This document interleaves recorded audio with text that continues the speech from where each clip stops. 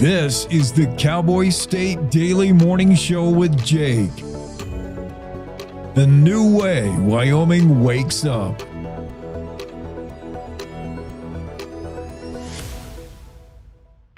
It's time to take a look at what's happening around Wyoming. From the Cowboy State Daily Newsroom, I'm Wendy Kaur. The Wyoming Highway Patrol voiced its official support Tuesday in Casper for a state-level law decommissioning non-English proficient commercial truck drivers. As a result, the Legislative Transportation, Highways, and Military Affairs Committee asked its staffers to draft a bill that would expand Wyoming Highway Patrol inspectors' current enforcement of federal English proficiency regulations to all law enforcement agents in the state. Cowboy State Daily's Claire McFarland has been following this story. Wyoming Highway Patrol came out big and said, we want to enforce on this issue and we want to see state legislation that would help us because it would expand enforcement capabilities beyond just our inspectors out to our troopers, out to county sheriffs, out to city police, to where any truckers that are taking county roads to try to avoid port of entry could then be decommissioned if they cannot read the signs, converse with the general public, fill out logbooks in English. Committee co-chair, Representative Landon Brown, said he wants to solicit as much input as possible before the committee's third and final interim meeting in Cheyenne, October 20th. Black Hills Energy announced a blockbuster $15.4 billion merger Tuesday with another regional energy provider that the companies say will help them compete with larger utilities. Cowboy State Daily's Greg Johnson reports that the all-stock merger with Sioux Falls, South Dakota-based Northwestern Energy will serve about 2.1 million customers across 8 states to form a single company that hasn't been named yet. It's a true merger. They're both good companies, have low debt. It's not one strong company buying out another or anything like that. And they're both serve rural areas. They're similar in that regard. I asked them the number one question, what are our rates going to look like? The CEO from Black Hills said, with the merger, it is likely any future rate increases could be less and farther apart. Along with Wyoming, the new company will provide electricity and natural gas across parts of Arkansas, Colorado, Iowa, Kansas, Montana, Nebraska, and South Dakota. Wyoming became the first state in the nation Tuesday to launch its own digital currency, a stable token that's backed by the U.S. dollar and short-term U.S. Treasury bills. The Wyoming Stable Token Commission reported that the blockchain-based stable token offers the means to make secure, transparent, and efficient digital transactions worldwide. Cowboy State Daily's Dale Killingbeck says the move puts Wyoming at the forefront of the entire stable token industry. It means that people across the world soon will be able to purchase this, make transactions, and it puts the state at the forefront in the nation of this blockchain technology and using it. And according to what people are saying, it's going to help with the country's deficit because people are going to be buying our state token, which is backed by U.S. Treasury bonds. That means it's going to make U.S. Treasury bonds more attractive in some ways to investors. Buyers will get access to the Frontier stable token through Wyoming-based digital asset exchange Kraken in the coming days. I'll be back with more news right after this. Hey, Cowboy fans! Cowboy football single game tickets are on sale now. We can't wait to see you in War Memorial Stadium on Saturdays this fall. Whether it's being a part of the Gold Out against Northern Iowa, Homecoming against UNLV, the Border War versus CSU, or other great matchups, let's pack the war. Get your tickets today at GoWyo.com or call 307-766-7220. Go Pokes! The Wyoming Department of Health has reached out to hundreds of people they believe may have been exposed to rabies during their stay at a Grand Teton National Park lodge over the last 4 months when a bat colony infected with the disease was discovered in the attic.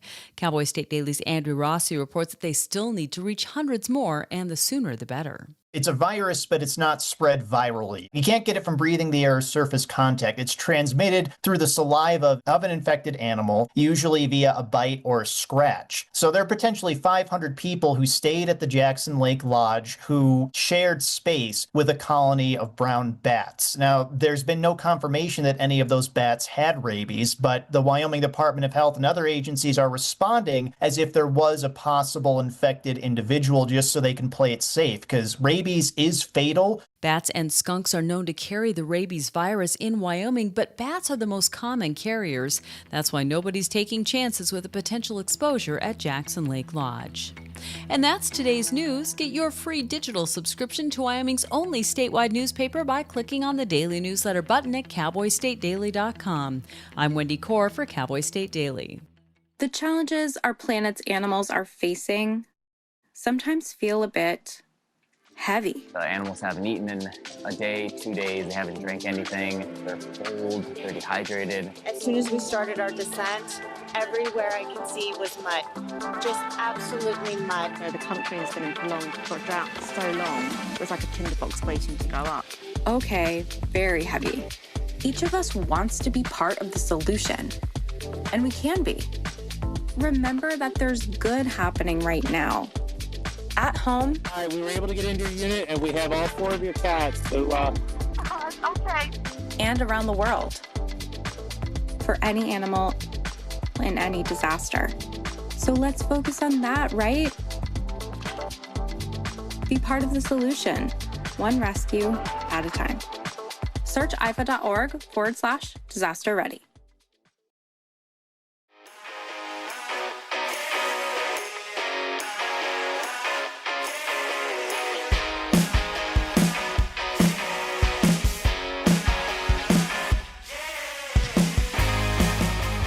Cowboy State Daily Show with Jake. It's a Wednesday, August 20. Tax and spend Republicans are at it again. Oh, wait a minute. That's tax and spend Democrats. It's Republicans that want to raise taxes. Look, I'm just calling it like it is.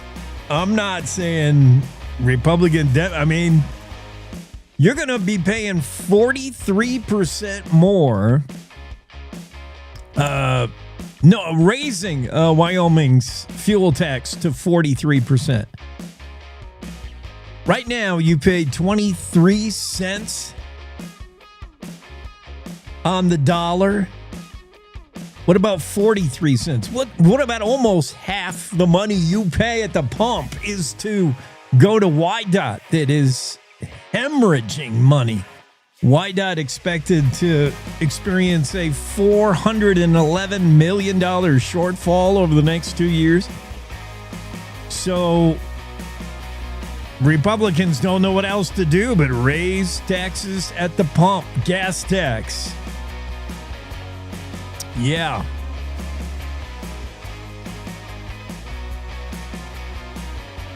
I'm so tempted to comment, but I'm supposed to be just hitting the highlights, just hitting the headlines, but I just want to say stuff about taxing, man.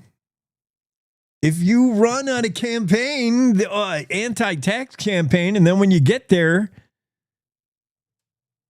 you start taxing, I'm not saying Republican Bob Nicholas said this. He's a Republican representative, Bob Nicholas, out of Cheyenne, Republican. He said, we're basically saying we're not going to raise a damn penny. Vote for me. I want to get reelected. This is the quote from Representative Nicholas. We're basically saying we're not going to raise a damn penny because I want to get reelected. But we have to bite the bullet. So you're not following through on your campaign promise. I think you knew going in YDOT had a shortfall. YDOT never has enough money. None of the agency, not a single department is funded to the degree that it works for them. Even if all they did is fill potholes on I-80, but YDOT's faced with rebuilding a mountain in Teton County. They got to fix huge landslide stuff. They got to repair bridges. They got to do stuff, and it costs money. And the solution is to raise taxes on fuel, which is already stupid priced. Oh, I get aggravated when I see the diesel go up and up and up. For what reason? Oil price is down. Oil price by the barrel. Crude oil at historic lows, and the price at the pump for diesel is almost $4 now. It's just pure greed, pure money grab. Blockbuster merger between Black Hills Energy and Northwestern. Greg has that story about energy. Wyoming just made the first Bitcoin, the first state-sponsored Bitcoin. And as Ralph Cramden says on The Honeymooners, I don't even know what I'm talking about. Dale Killingback has the story. Yeah, let me just read this part. It's a huge deal. The Frontier Stable Token is backed by the U.S. dollar and short-term U.S. Treasury bills. Wyoming became the first state in the nation Tuesday to launch its own digital currency. It's the Frontier Token. I'm so excited. It looks cool. It's got the buck and horse, the whole bit. Frontier Stable Token. But there's an episode, and this is going to date me and predate every listener here. There's nobody old enough to know Honeymooners or Ralph Cramden. But there's an episode of Honeymooners when Ralph is trying to figure out why the IRS has called him in for a meeting. He thinks he's being audited. And he's like, I can't imagine what I did. He's all freaked out. He's going back over his returns. And at one point, he's like, well, I carried the 4. I charged this. I don't even know what I'm talking about, he says. I feel like this when I read this paragraph from Dale Killingback, who I hope he knows what he's writing about. Using token issuance partner Layer 0, the Frontier Stable Token will soon be available on Ethereum, Solana, Avalanche, Polygon, Arbitrum, Optimism, and Base blockchain networks. I don't even know what I'm talking about. What? Oh, thank goodness. This token's going to be available on Ethereum and Solana. And if that's not your jam, you can find it on Avalanche, Polygon, Arbitrum, Optimism, or Base. Okay. What does that mean? And to boot, buyers will get access to the token through the Wyoming-based digital asset exchange Kraken in the coming days. It sounds like I'm just making up words at this point, right? Maybe I am. You have to read the Dale Killingback story to understand if I'm just making up gibberish or really Wyoming's new stable token will be available where you look for stable tokens most. And that's on Ethereum, Solana, Avalanche, Polygon, Arbitrum, Optimism, Base. And don't forget, through the exchange Kraken, I thought that was a monster in Seattle, a sea monster in Seattle. Yeah, this is good news for the state somehow. Dale Killingback and Cynthia Lummis can get together and explain it to me, the crypto queen, because I don't even know what I'm talking about, to paraphrase Ralph Cramden, otherwise known as Jackie Gleason. No matter whether it's legal or not, and the 10th District Court says it is, hunters are likely to corner cross anyway. Mark Hines has that story. I would too. I mean, where I hunt, I don't have to worry about stupid corner crossing. I have to worry about being able to get back home, to find where I parked the truck, to find camp. You poor people that hunt down there in the southeast part of the state, I feel for you. Where you have private property, public property, private property, public property, private property, public. It's like a checkerboard. It is a checkerboard. You're playing chess down there when you hunt. You don't even know where you are. You got to have a GPS to tell you whether you're on the rancher's land or own land you own. Careful if you're taking that shot. Hold on. You not only need a distance finder, that's a 250-yard shot. Your distance finder better also tell you if that pronghorn's standing on private property. That's no way to hunt. That's a pain in the butt. They have to fix that. They being the government, I guess. That checkerboard pattern is nothing but trouble because, of course, private landowners are going to buy land with the assumption that they're getting 2-for-1 deals.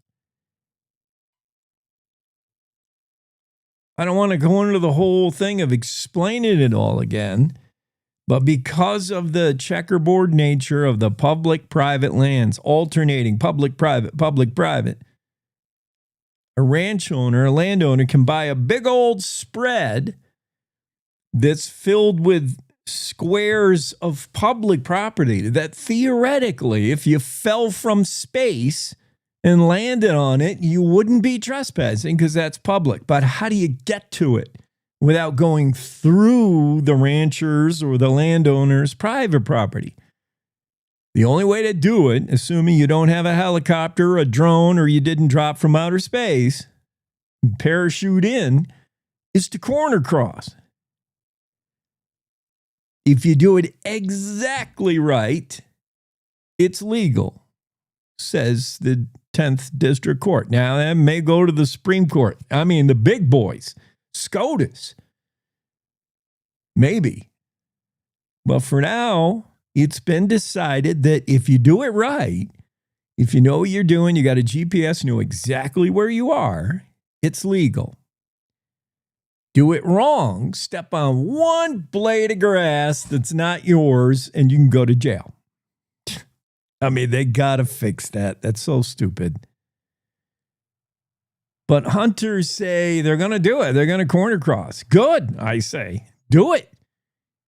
Keep doing it and see who's going to arrest you for that. What game warden is going to take you away in shackles for a proper corner cross? What game warden can even assess in the field whether you have done it legally and did it right? It's impossible. What deputy sheriff is going to take you away in handcuffs? I think I was calling it district court. 10th Circuit Court said that it's legal. Ryan Semerad, the attorney defending the guys who brought this to the courts, who brought it to light, said, I don't think there's a single person that believes that someone should be taken off the public lands in handcuffs because they stepped on the wrong blade of grass. No, you're right. It's stupid. And he said, I don't think our sheriff's deputies want to do that. I don't think our game and fish wardens want to do that. And I know, save for a couple, none of our county attorneys want to do that. And the couple he's talking about are probably the couple of guys that tried the case against him. And it's all over one irate landowner who just can't let it go. He's not from here, meaning Wyoming. Go figure. But he's not the only one. He's just the face of the problem. And the problem is, as long as you have this checkerboard pattern of land ownership, there's going to be issues with corner crossing. We'll also look today at the FE Warren base, see if there's been another shooting. I mean, another day has gone by. Let's see if there's been another shooting there. There's been 2. I don't mean to make fun of it, but 2 people shot dead at the FE Warren Air Force Base on campus, like airmen. One was shot when his Sig Sauer went off accidentally. That's been a known issue. Sig Sauer needs to get out in front of this pronto and stop blaming it on users. These guns go off, and it's not the first time. The second shooting is nothing good happens after midnight, kids. 3 a.m, drinking beer, making a McDonald's run. Hallelujah. What's more American than that? The Air Force needs to get a handle on their people, really. If these guys, if you work at the Air Force, Warren Air Force Base, you're military, right? Should you not have training on weapons? Should you be drinking at 3 a.m, partying with girls? And then this guy's story that his firearm accidentally fired. Here's another accident. Oops. It just went. It's funny how when a gun just goes off accidentally, Murphy's Law says 9 times out of 10 it hits and kills someone. That's weird. Of all the places that bullet could go, it magically hits the guy you're mad at. And this guy was sitting with a girl that he wanted. Allegedly. Claire's going to be on later today. And I can talk to Claire about it and say allegedly 1,000 times. But an airman stationed at the F.E. Warren Air Force Base appeared in court Tuesday in voluntary manslaughter charge on claims he shot another man through a bedroom wall. This is the most magical bullet of all time. Is this the same bullet that killed JFK? A magic bullet that accidentally came out of the gun you're holding, accidentally went through a wall and found the exact guy who was sitting with your girl that you were mad about. Oh, man. Are we just going to dismiss reality and go into fantasy land for this trial case?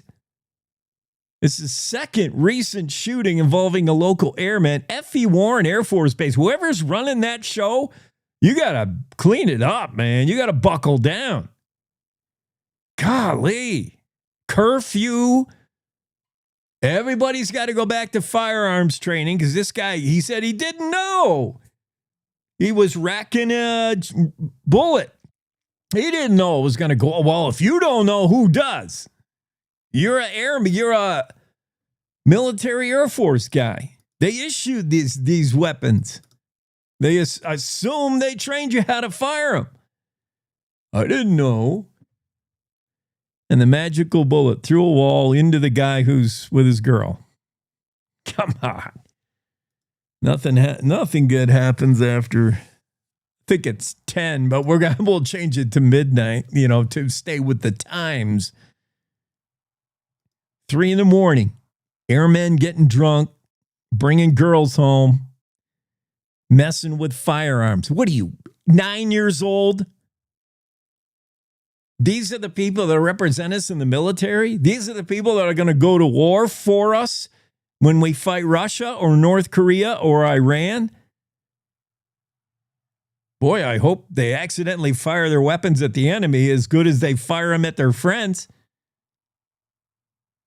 These are the people that are in our military. I feel safe sleeping at night now. Grand Teton National Park trying to figure out who got bit by bats. Good luck with that. If you've ever been to Jackson Lake Lodge and the people that stay in those cabins, sometime between all of May, all of June, and all of July, 500 people, make that like 5,000. I don't know how they estimate 500, but sometime between May 5th and July 27th, health officials are trying to contact everyone that stayed at one of 8 cabins at Jackson Lake Lodge. If you've ever been there, that place is a madhouse. It's packed. It's booked solid just about every night. And you're going to find everybody who stayed at one of 8 cabins all summer. Most of May, all of June, most of July, because they might have got bit by bats and be rabid. And you wouldn't know it. Apparently, you can be bit by a bat, not know it, not feel it, not see the marks. And once you exhibit signs of rabies, you're dead. 100% of the time. Oh, that's scary. I mean, I hope they find some people. Well, I hope they find none of the bats were rabid. They tested a bunch of them. They haven't found one rabid yet. But contacting everyone that stayed there, people from Germany, people from Israel, people from overseas, people from every state in the nation. You're going to go find all of them and then contact them with an email or a phone saying, do you feel like you got bit by a bat? You're never going to be able to do that. We couldn't stop COVID. We couldn't stop one person that got off an airplane and trace them and find ground zero. We'll never find ground zero on the bat bites. Impossible. Well, that's enough negativity for the morning. Let's get Greg Johnson in here, brighten things up. Wyoming is a big state. There's so much ground to cover, so many stories to tell. But the Cowboy State Daily News team is up to the challenge. I'm Wendy Core, host of Cowboy State Daily Video News. Whether it's politics in Cheyenne, energy issues in the Powder River Basin, or grizzlies in Yellowstone, our talented crew of experienced journalists are out there finding and telling the stories that matter. What's the best restaurant in DuBois? Renee Jean checks it out. What's the most recent Supreme Court decision mean to our everyday lives? Claire McFarland explains. How is the upcoming elk hunting season shaping up? Mark Hines lets us know. Every day, I talk to the reporters who are covering the topics, issues, and people that are important to Wyomingites, and in our daily newscast, I bring you those stories. Tune into the Cowboy State Daily Video Newscast every morning, only on CowboyStateDaily.com. This is the Cowboy State Daily Radio Network. Hi. I'm your retirement fear. But don't be scared. You're still in pre-retirement. Does that mean I have more time to plan? Precisely. Here, this is pretirement.org. Retirement savings options? Potential tax breaks? Move. This isn't scary. I'm doing it. You got this. Visit thisispretirement.org for free resources to help you customize your action plan.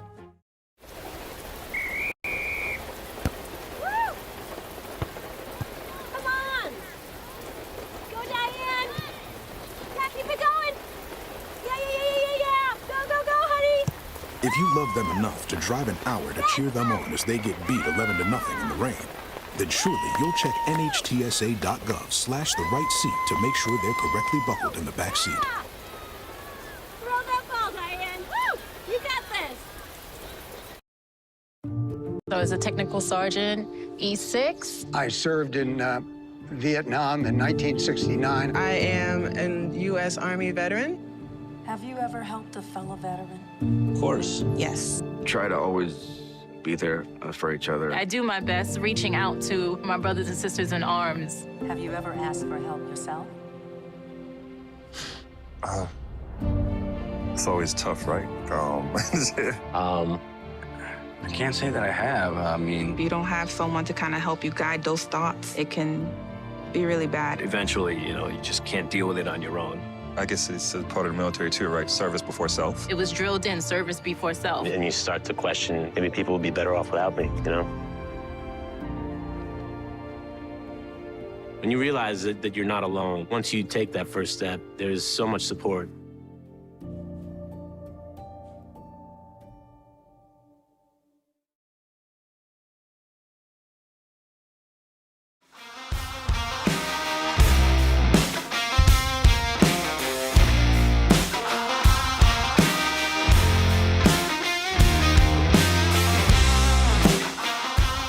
Cowboy State Daily Show with Jake, and Greg Johnson's here. That means Greg is going to have to hear about me bragging on the Yankees.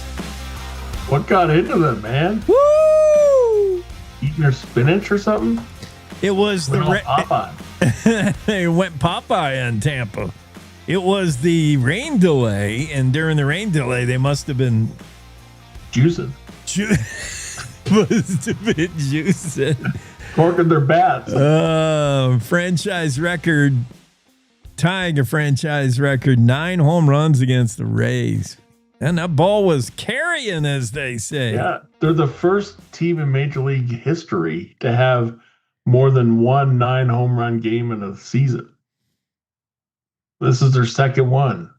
It's the Bronx Bombers. I mean, come on. We got to live up to it.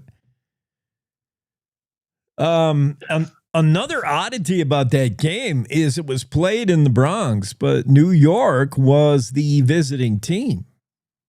That was a Tampa home game. The makeup game?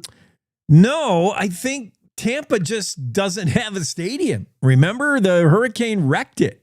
And they've been playing in like they've been playing in like a high school, a little field that seats like, I don't know, 12,000 tops, maybe that, which is fine for Tampa because they don't draw any more than that anyway. But acknowledging, I think, that New York, when the Yankees are coming to town, that the stadium will sell out. I guess they had an agreement that they would hold it in New York, but Tampa would be technically the home team. Wow. So Tampa plays in a high school field and the Rockies play like a high school team. Yeah. And that's the kind of that's the gist. Yeah, 9 home runs in a game. Yeah. The ball. Oh, actually, hold on. They did play that game in Tampa. This must be coming up. There's going to be games. Oh yeah, this game is in. Well, wait a minute. Did they alter the fence? Oh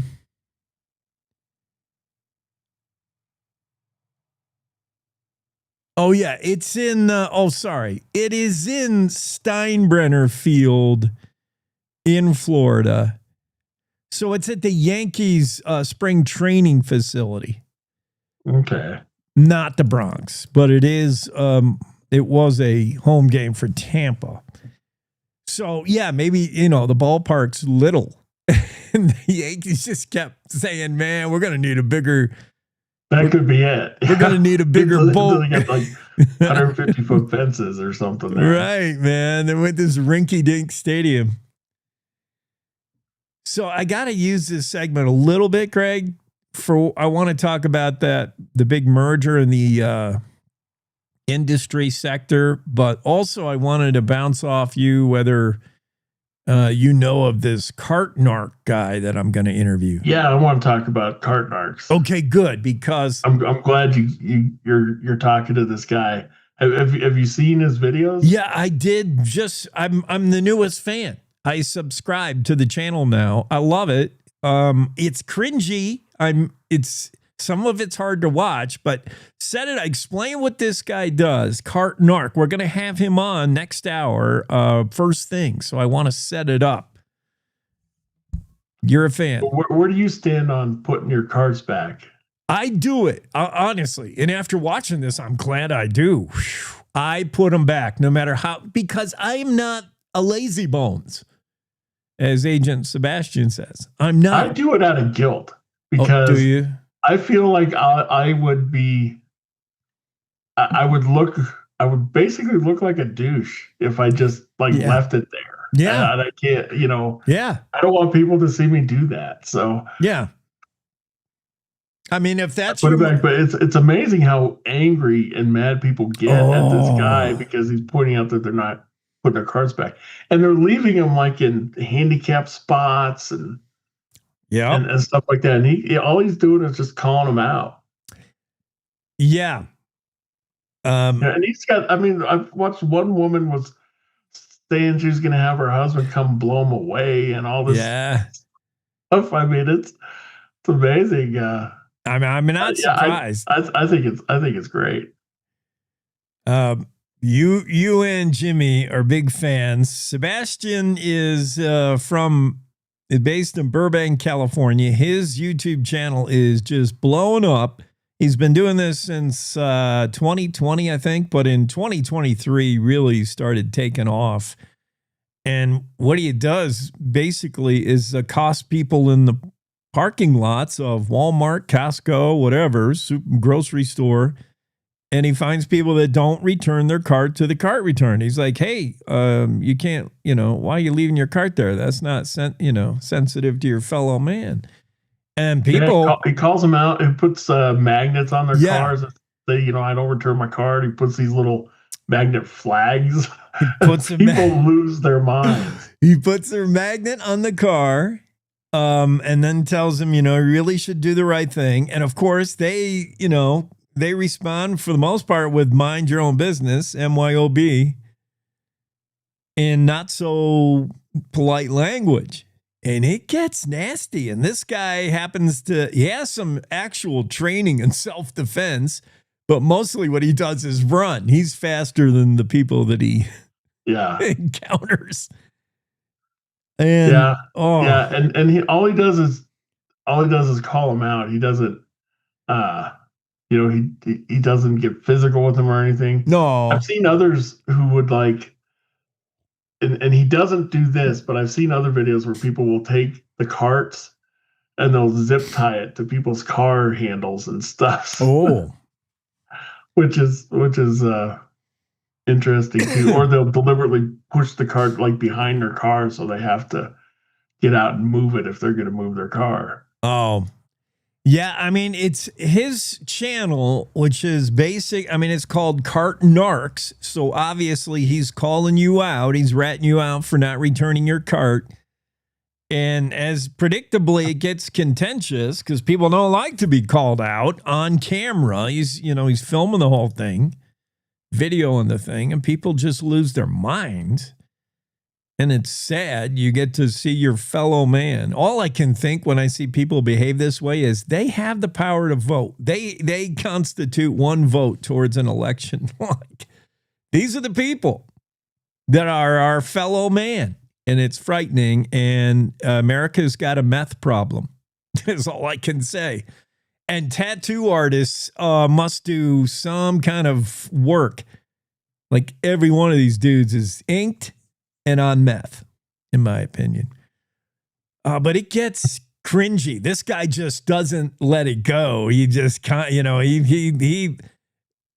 has his detractors who say, look, if you really cared about the carts, you would just put it back. Your TV show would be you putting the carts away for them. But that doesn't make a TV show. That doesn't make a YouTube channel. And he eventually will. Yes, he does put them back for you if you don't. And the thing is, though, it really divides people because there's a lot of people, too, who'll say, just mind your own freaking business. Yeah. Who are you to get into my business like that? Ask Claire what she thinks about it. Yeah, bystanders will come by even and get in the fight. Some will say, thank you for what you're doing. And others will say, dude, you're making a big deal out of nothing. Get away. Get out of here. Yeah. And sometimes the store manager or something will come out and say, hey, come on, you're causing a disturbance. Get out of here. And he will. He leaves. And he will. Everything he does, apparently, he's had it. I'm going to ask him, but it's all legal, including affixing a magnet to your car. And it's surprising the number of people that suddenly become attorneys. They're like, that's harassment. And he's like, or people who say that you have to have my permission to film me and everything. Right. You're out in public. Right. No permission needed. Oh, yeah. The world's full of wannabe lawyers whenever this guy is around. Apparently all of us are lawyers.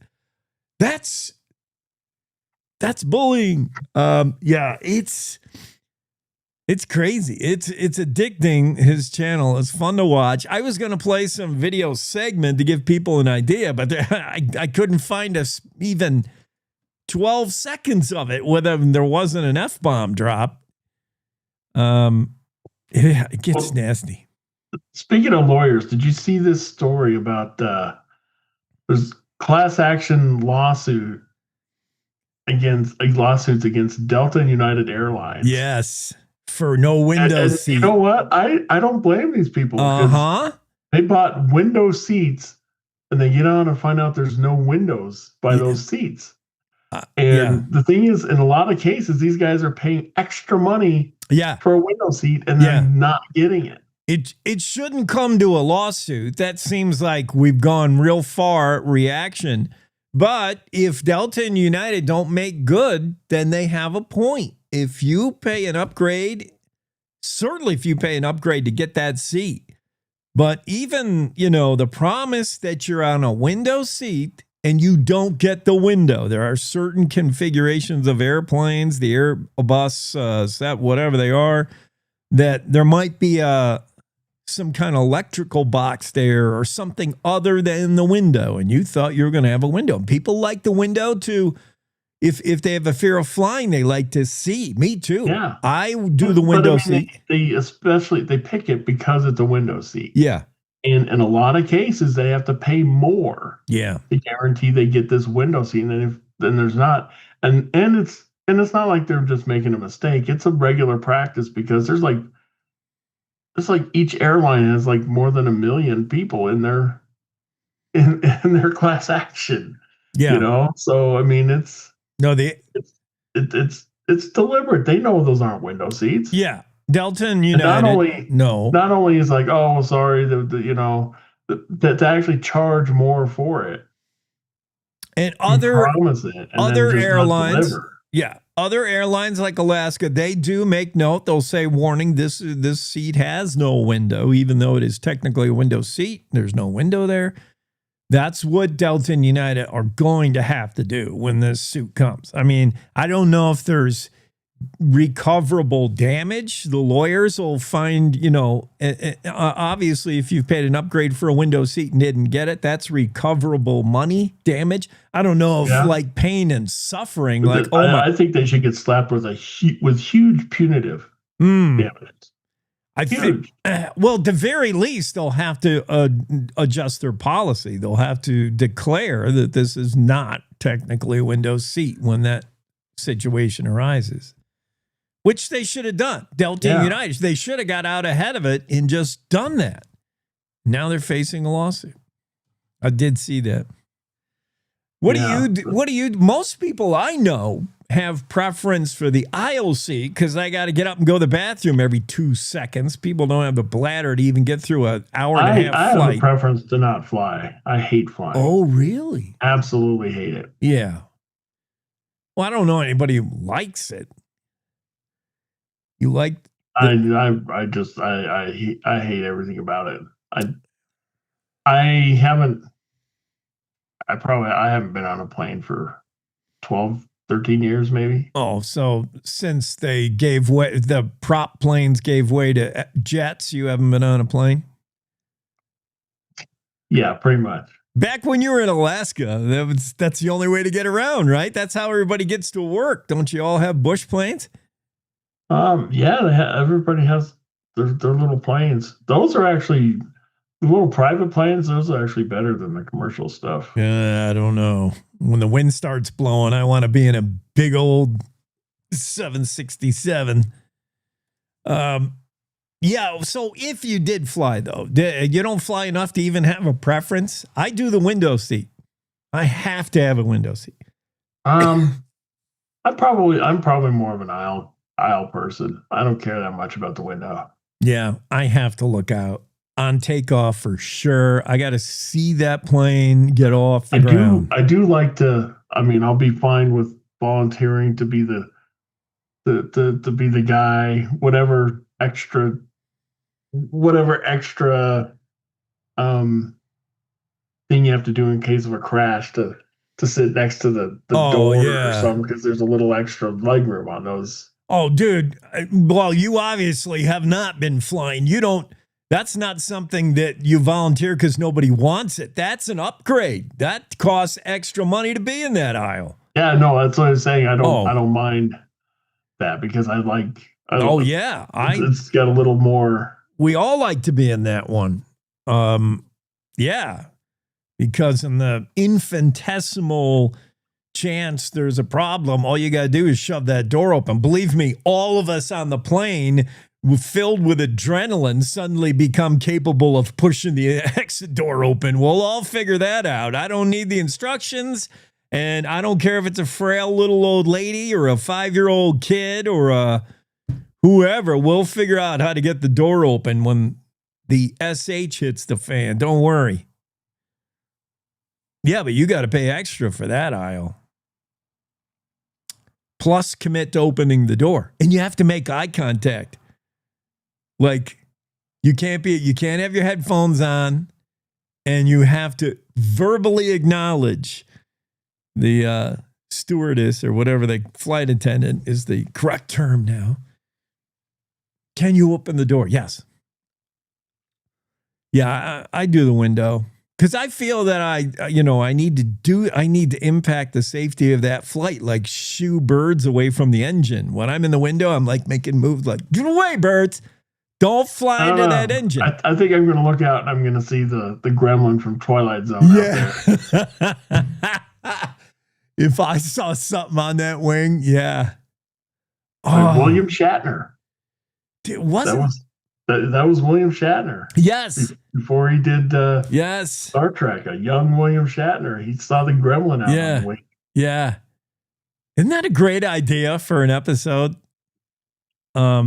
It really strikes a fear in all of us. There's the fear of flying. And then you build on top of that the fear of some weird thing on a plane. Oh, yeah. I mean, that's extra fear. Now the best we can do nowadays is snakes on a plane. It's terrible. Snakes in an airport. Yeah, or snakes at the airport, as Mark Hines points out. There's a rattler at the Grable Airport, probably more than one. We going to take a break. Greg, you have to explain why this is a big deal, this merger, okay? Let's get back to that. Okay. Right after this break, we'll be back in a moment. Want to stay in touch with what's happening around Wyoming? I'm Wendy Core, host of the Cowboy State Daily video newscast. From Mountain View to Upton, from Jackson to Cheyenne, our reporters are out there finding and telling the stories that matter. Every day, I talk to the talented journalists who are covering the topics, issues, and people that are important to Wyomingites. And in our daily newscast, I bring you their stories. Tune in to Cowboy State Daily video news every morning, only on CowboyStateDaily.com. You're listening to the Cowboy State Daily Radio Network.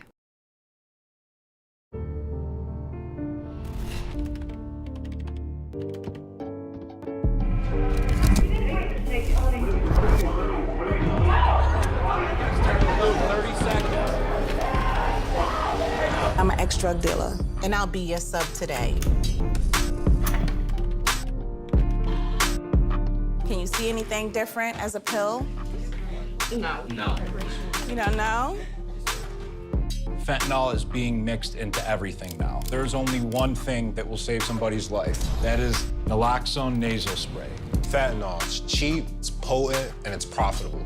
Why would drug dealers put a lethal dose of fentanyl in drugs if they know it's so harmful? Really just all about the money. I just didn't realize that one pill could change your whole life. More kids should know.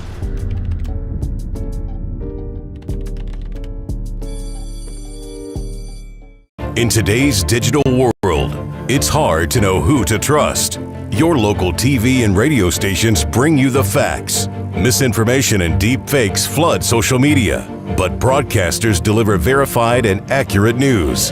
For news, emergency updates, sports, and entertainment, turn to your local stations. Text TV to 52886 and urge Congress to support the vital local journalism broadcasters provide. Did you hear? Todd's in the hospital. Who's Todd? He got a collapsed lung from vaping. He thought it was cool.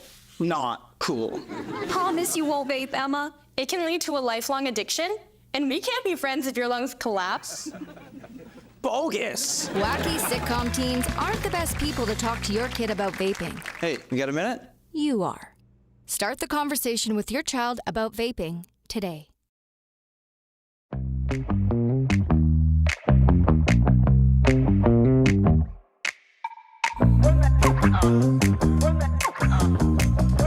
Cowboy State Daily Show with Jake on a Wednesday. Greg Johnson's here. Greg wrote this story, blockbuster merger between Black Hills Energy and Northwestern Energy. Two heavyweights is as if the Yankees and Mets got together and shared rosters.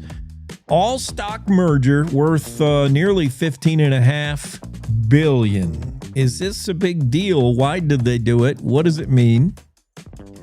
Yeah, it's a pretty big deal. And it's kind of it's not rare, but it's kind of unusual where it's pretty much a true merger. These two companies are merging to form one larger company. It's not like one company's swallowing up another, or one's in trouble, and so the other one's buying them off at a bargain, or anything like that. They're both solid companies. They both don't have a lot of debt.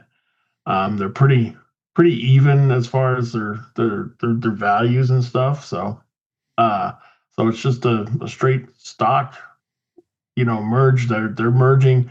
Don't know what the new company is going to be called yet.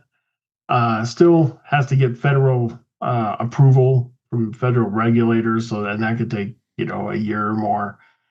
But yeah, it makes sense. I talked to an energy economist, University of Wyoming, Rob Gobby, who's I think is probably one of the best energy economists in the nation, not just Wyoming. I mean, he knows his stuff, and he says, yeah, it's actually it makes sense. They're both rural companies, so it's not like one has a different philosophy from the other. They both serve rural customers. They've both been around for more than 100 years, and what makes sense for it is as one larger company, uh, they can compete more for for people, for uh, contracts and stuff, like especially with the AI coming, picking up with some of these big companies, and they're like, okay, well, we want to we want power for our factory or whatever.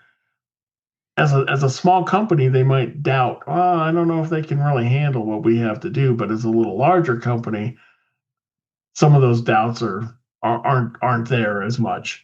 They'll have more than 2 million customers between them now across eight states.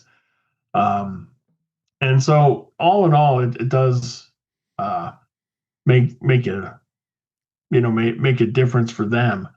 And I asked the question, the only question that anybody's going to ask, what's it going to do to my rates? Yeah. What about my rates? Yeah. And they admitted the rates are going to stay the same, but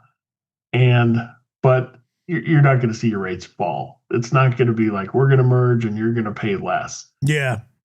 It never what goes. They say is what it could do though is it could mean that maybe they don't have to go for as many rate increases or as much of a rate increase at different times. So maybe your rates go up a little slower and a little not quite as much, but they're not going down. Never goes that direction. You're right. Yeah, this is not a big fish eating a little fish. This is two big fishes getting together and getting married. 142 years. Black Hills Energy's been in business. 100 years for Northwestern. Major merger. Sometimes bigger is better. Any fear that the feds will put the kibosh on this for being a monopoly like we saw with Kroger, Albertson, Smith? No, because there are a lot of utility companies out there. Yeah. There's Rocky Mountain Power, which is under PacifiCorp, and they pretty much have their service areas already outlined. So it's they're pretty much kind of monopolies in where they're at anyway. Right. They have a customer base. We know what it is. Yeah, this is just. Yeah, I don't see that, but I'm not a regulator. I guess it depends on what kind of kickbacks they give you. That was a joke. Yes. I don't mean that. I meant to press the laugh track button, but I must have missed it. It was on mute. That's all right. Yeah. Well, I'm not looking forward to paying more for fuel, for gas at the pump. My goodness. Already we pay 23 cents on the dollar. 43 cents? That's nearing half the money you pay to fill your tank is going to YDOT. Man. And it's a 43%. So it'd be another 10 cents per gallon. I'm not down with that. I remember... I think it was 2014 when they raised it 10 cents a gallon. And yeah, people don't like it. That's for sure. Yeah. But YDOT says, hey, we gotta pay for stuff. We gotta pay for the roads. We gotta, we're gonna have a budget shortfall, and we need to make up for it. And we haven't had a gas tax hike in quite a while. And if you look at it, say it's been like since 2014, and so say you're raising it 10 cents every 12 or 13 years. That's like less than a penny a year. I'm not advocating for it, by the way. I'm just you're explaining though. I'm just how, pointing out the I mean, averages there. It makes it slightly more palatable, Greg, but I still see. Not really. I don't want to pay more. I don't either. And as pointed, I don't want to destroy my car in a giant pothole in the middle of the highway either. I know when you think about taxes, that makes some sense. Like you're paying to drive, like that tax, the money taken from you, the money you're taxed is going toward the road. So it makes sense that if you're fueling up a vehicle, you're using roads and you're benefiting from the work of YDOT. That's a direct tax. And it really does correctly, I think, impact who impacts the roads. Like that, you're going to be taxed for driving on the road. If you don't drive and you don't fill up your car, then you don't care if YDOT goes to heck and there's potholes. You don't drive. So, okay, you don't pay the tax. This tax actually works in that way. That is directly, rather than, even more directly would be to make I-80 a toll road for truckers, but that I don't want to see that happen. You can tax cigarettes, the so-called vice taxes. If you want to kill yourself, it's going to cost you extra. But whatever you call it, it's Republicans raising taxes, stuff that Republicans say they hate doing, especially the very fiscally conservative ones. But, yeah. What else? We got time for maybe one more story. I don't know. It's college football, man. It's coming up. Starting this week 0. I love college football. Love putting it on and just it runs. Yeah. I can't even be a college football fan because Saturdays for me are committed. I DJ weddings every Saturday from now till the end of time. I haven't had a single Saturday off since I can remember. What's it like to not be at a wedding on a Saturday? I have no idea. I got a wedding tomorrow. You're making me cry, Jay. Yeah, I'm missing all these college football games. You could put an earbud in and yeah. Listen to them. You could DJ. You could just play fight songs. Just do college fight songs. Yeah, I've actually played college fight songs for people that came from a notable college. Like I've played their fight song for them at a wedding, and they got all excited. Yeah. They jump Now up for the daddy-daughter dance, the Notre Dame fight song. That's a fun wedding. Yeah, I could do that, I guess. I've actually done that when I was a kid. When I was in high school, I was such a Yankee fan. And it was during the heyday of Yankees, 77, 78. I was like a freshman in high school, maybe.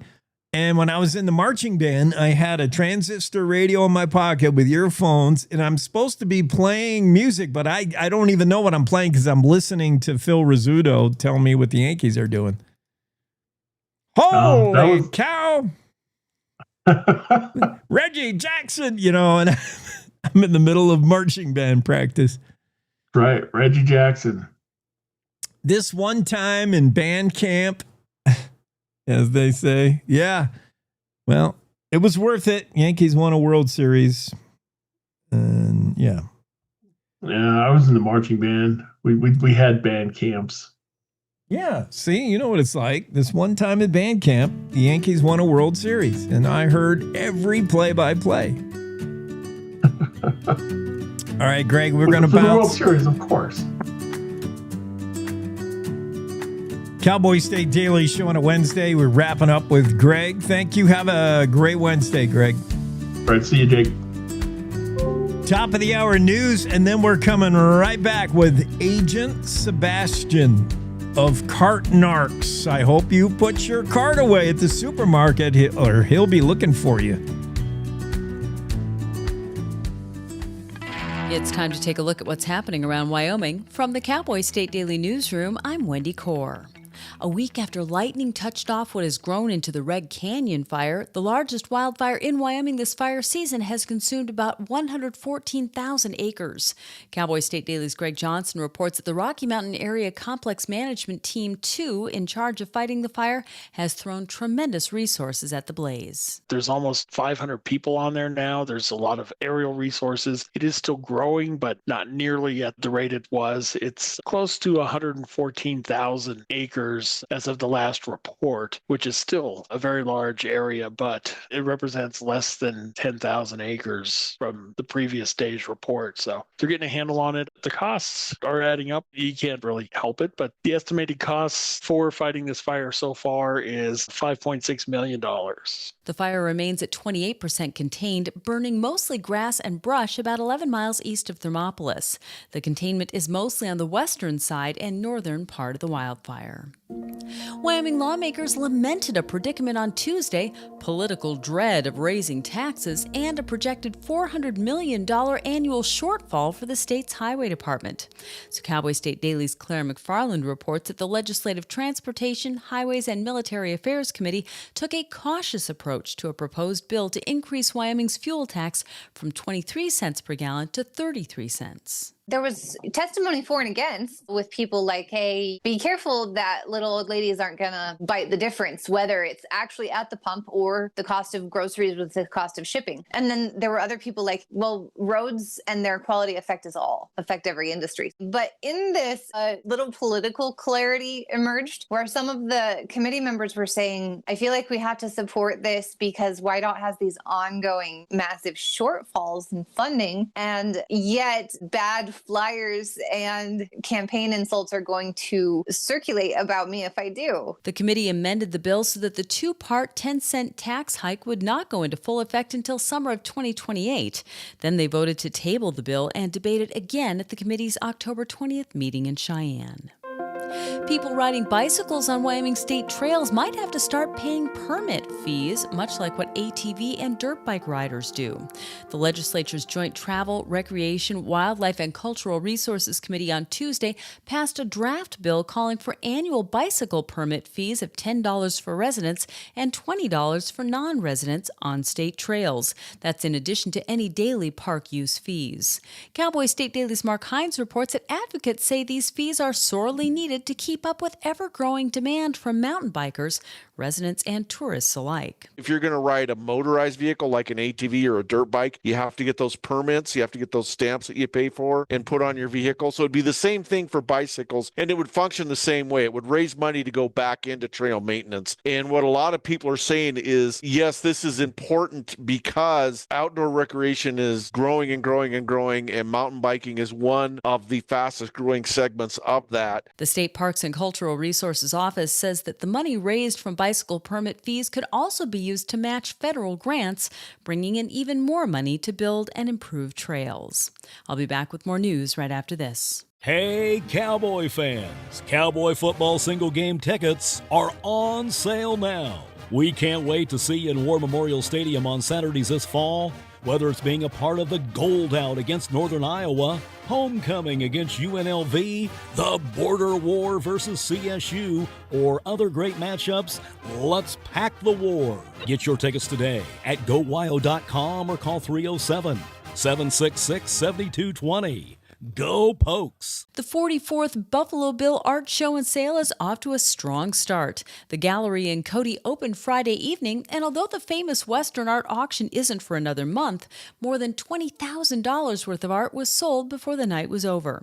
Cowboy State Daily's Andrew Rossi was at the opening at the Buffalo Bill Center of the West on Friday evening, along with dozens of artists, patrons, and curious Cody residents. It's a very colorful show. That's the direct words of the director of the show, Caitlin Parker. And of course, this is a $1 million show. The pieces are appraised at a value of over $1.25 million, and they could reach that much, if not more, at auction. The work of 104 artists will be displayed at the Buffalo Bill Center of the West until the live auction on September 19th.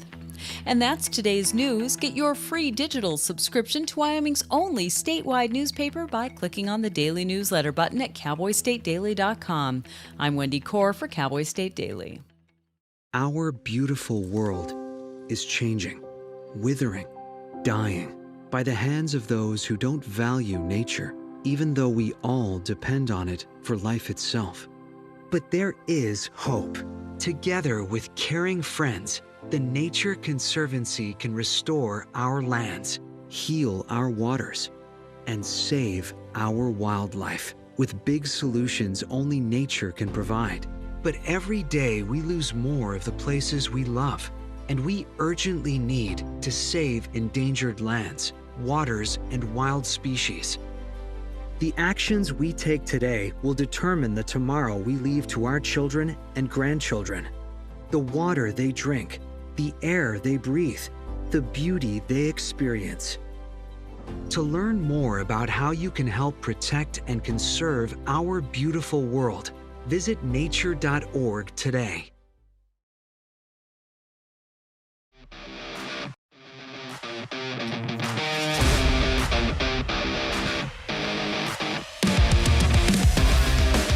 Cowboy State Daily Show with Jake, and we welcome in Agent Sebastian Narks. Good to have you, man, and I appreciate the work you do on behalf of shoppers everywhere and good Americans. Thank you very much. I appreciate your appreciation, and it's nice to talk to folks about what should be obvious, in civil and in common decency.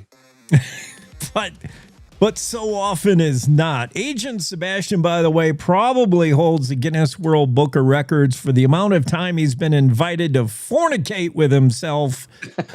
You've been offered graciously a lot of facial reconstruction surgery. A lot of people want to help you out with that. You're finding lazy bones at the Costco, at the Walmart, at the grocery store. Explain what you do, how you had the idea for this channel. This YouTube channel, by the way, Cart Narks, you got to check it out. It's blowing up. Yeah. It's what I do is very simple. When someone leaves their cart not in the cart return, I simply ask them, hey, would you mind putting that back over there? And if they have questions where that is, I'll show them where it is. Mm-hmm. If they ask me to do it for them politely, I'll do it for them. But what so often happens, unfortunately, is that people don't like to have even the most mild of flaws pointed out. And like you just mentioned, the impolite people will threaten to hurt me and do worse, as well as some other colorful things. So it wasn't any kind of deep spiritual, thing where my parents got killed by a cart or anything like that in a dark alley. Thank goodness. Yeah. Excuse me. It was just talking to a friend at work and saying, hey, why don't some people put their cart back? You know where it goes. It's super simple. And I just started before I had the whole Cart Narks name and the whole, get up and the wands and the magnets and all this stuff that I flag people with. I just went out and asked people and said, oh, hey, would you know the cart returns right over there? I wasn't mean or anything like that. Never curse, never yell. And some of these people, not all, but some, just got in my face and screamed about it. And they have a laundry list of excuses why they can't or they shouldn't take their shopping cart back where they know it belongs. Since you're a kid, you've known this. And when they started screaming at me like this, I was like, oh my God. There's some underlying problem here that needs some more investigation. Definitely. There's something more going on because many of the people you encounter just come unglued. And a lot of it may be guilt-based. Some of it fear-based. All of a sudden they're confronted. But Yeah, full disclosure, I do put my cart back. Okay. I put it back mostly because as you said, I don't want to be a lazy bones, man. Come on. And I love the pregnant woman that parked like a quarter mile from the door of the store, but couldn't push the cart 50 feet to the cart thing. Yeah, there's so many that you got to watch. I got to ask you right off. I see a lot of people on Reddit, a lot of people on all the socials, and they say, "Oh, this stuff is staged. He uses actors." I don't know personally. I don't know an actor who's this good. Like when you have these confrontations, these are real Americans with meth addictions, most likely. In some cases. Is it real? Yeah, of course. And I think in the internet age, like you pointed out, it'd be impossible to keep that under wraps, because a lot of these people straight up commit crimes in my videos as far as criminal threats or attempts to hurt me. Yeah. So that's not a good thing to do. And, at some point, if this was staged, somebody would say, oh, that's my uncle. He, blah, blah, blah. They found him online, et cetera, et cetera. So the sad news is that I don't have to stage these videos. They're unfortunately, again, not the majority of people, but there are enough people who are willing to do literal, and not just rude things, but literally criminal things as far as either trying to threaten me or hurt me or otherwise. And yeah, it's so strange. I think that's part of Cart Narcs. It's not just about the cart. It is how a certain sector of our society again, I'm in all cases as polite as I can be. Yeah. Over being asked to do the right thing, they're willing to go to jail. Yeah, it's funny what triggers people, and it very quickly becomes obvious when you're watching these videos. By the way, those of you uninitiated, get with it, man. Get subscribing, get on it. Cart Narcs, whether it's the website cartnarcs.com or the YouTube channel, it's quickly becomes it's you can see it's not about the cart. We're talking to Agent Sebastian, who does not commit any crimes other than the New York accent for a Californian when you were in Staten Island. Hey, go to Staten. It's not like you've avoided hostile places. You went to Australia and did this, where that's an old penal colony. Everybody in Australia is a criminal. You went to Staten Island, where I'm pretty sure the mob lives. I mean, you've gone to the hotbed. You've gone to places where you are likely to get accosted. Now, is what you do legal? And that includes confronting someone and maybe affixing to their automobile a magnet saying you're a lazy bone. You didn't put your cart away. You get the sticker of shame. Is everything you do legal? Because the first thing that happens is the people you encounter, suddenly the whole world's full of lawyers. That's harassment, they say. Yeah, so I've talked to numerous lawyers about this. And in fact, you can find some interviews on YouTube with me and some lawyer, one from Texas specifically. And he talks about, let's talk about that first word you use there, harassment. Yeah. Because people love throwing that out. And they declare that any conversation that I don't like the result of is harassment. Because in our conversations, they're the bad guy. I mean, there's no ifs, ands, or ways around it. Now they're offered a chance to redeem themselves. But when you look at, just Google harassment arrest in whatever state you're in, and you'll see that people who actual criminal harassment is things that are much more akin to stalking or if you're driving by somebody's house at 3 a.m. for a month at a time and honking your horn and shooting fireworks. It's the prolonged, over a very long time, repeated and aggressive and menacing sort of contact. What I'm doing for 3, 4, 5 minutes is asking someone with a specific purpose. And the purpose of what I'm doing is not to hurt them or anger them. It's actually to make the world a better place. But what I'm doing has a specific positive purpose. And to your second point about what I do is for folks who don't say, "Oh, I'm sorry. Let me, would you mind taking that for me?" I have this little magnet that says, it's 5 inches or whatever, that says, "I don't return my shopping cart like a jerk," or "lazy bones on board," like that. And I'll put that on their vehicle. Now that's some people will say that's vandalism. Well, any kind of vandalism requires damage. It's not just something you could pick up and toss to the ground or in the garbage or whatever. So the only thing that I've ever heard that is possible about cart narcs that might be against the law is certain jurisdictions have ticketing or pamphleteering. So like when people put a thing under your car, your windshield for the local Chinese food restaurant. Oh, right. That could maybe be a ticket, possibly. But again, I'm doing it one off or two off in a parking lot. I'm not doing it to the 100 cars out there. So I've never been charged with anything. No one's ever hauled me in, never even written a ticket after the fact. So I'm very confident in the legality of cart narcs. Yeah, and what you expose is, unfortunately, the ugly side of mankind. Our fellow neighbor, our peers are all lazy, as I said, probably drug addicted. The tattoo artist must be killing it right now because everybody's inked and everybody's a lawyer. That's third-degree assault, they say, when you put the sticker. I love the degrees, yeah. yeah, they know third-degree assault right. suddenly. You've done this. You're California-based, but you've gone to New York, New Jersey, Texas, Hawaii, Oregon, Pennsylvania, Australia, Japan. You've gone overseas where the show is rebranded as Buggy Busted and Trolley Trapped. Not cart narcs, but what do they call the shopping cart in Japan? That's a great question because I didn't even get to it because Japan's the country that doesn't need the cart narcs. Everything. I would think that they're very conscientious. If you look at, I went to an actual Costco in Japan, apples to apples sort of thing. They've got those over there. And everyone, they didn't even have that many cart returns, but everyone was just programmed to say, oh, I got this. I used it.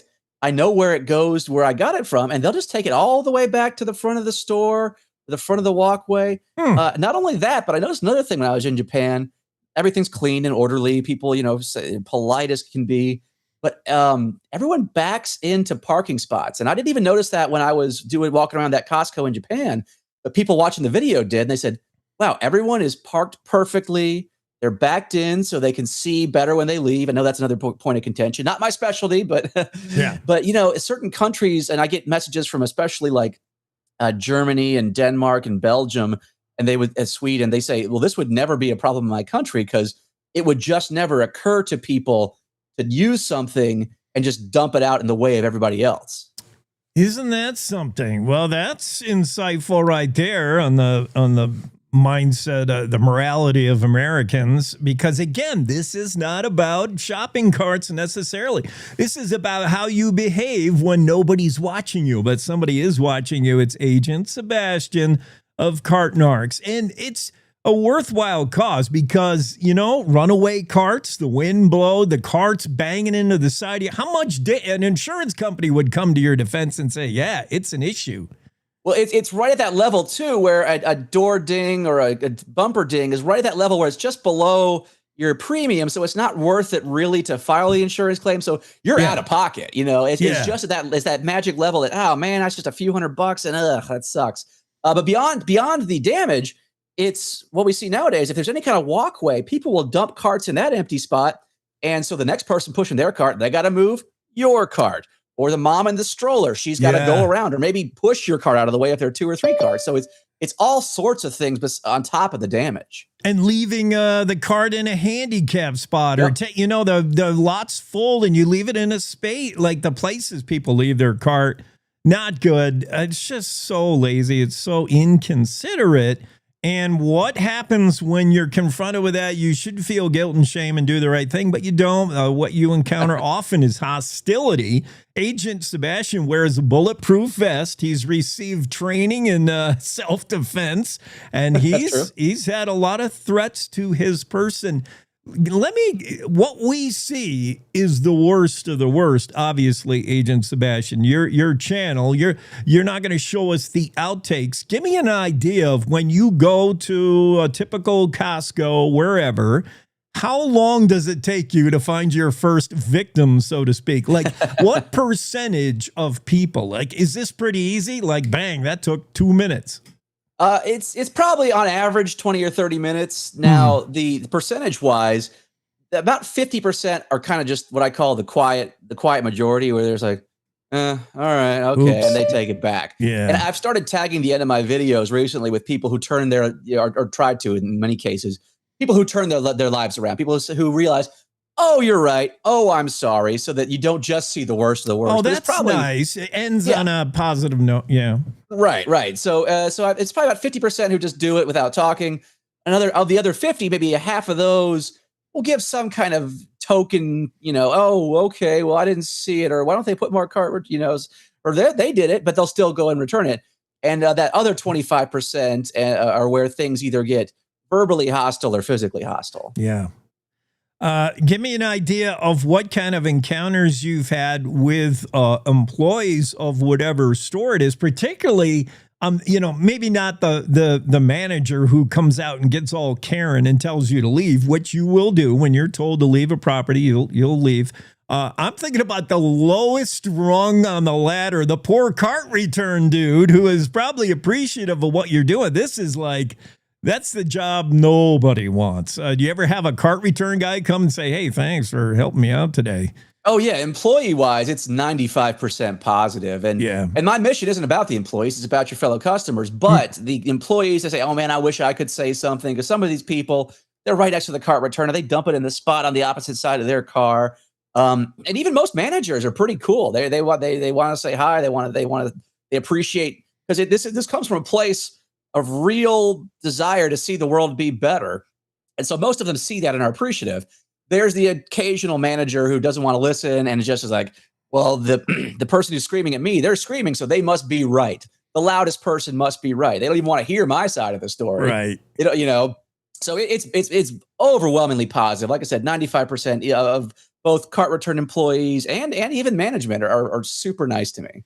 Yeah, and if you watch it even for just a minute, watch the highlights, watch the channel, you'll see Agent Sebastian is gifted with a great amount of speed, which is he's had to utilize a few times. Well, yeah, people ask me, how do you stay out of fights? I was like, well, as long as you're not within 3 or 4 feet of somebody, they can't hit you. And I always tell people, it's not about starting fights. It's not about fighting. Even if I can win the fight, it's not about beating someone up over a cart. It's about using logic and reasoning to get them to know that they're doing the wrong thing and to do the right thing. And really, I maybe off air, you can explain to me, because I have a similar podcast deal going on, how you monetize it. But I'm thinking I do know how. Starbucks probably pays you for the amount of iced coffees you've had thrown at you. People have to go back and buy a new drink. I mean, oh my goodness.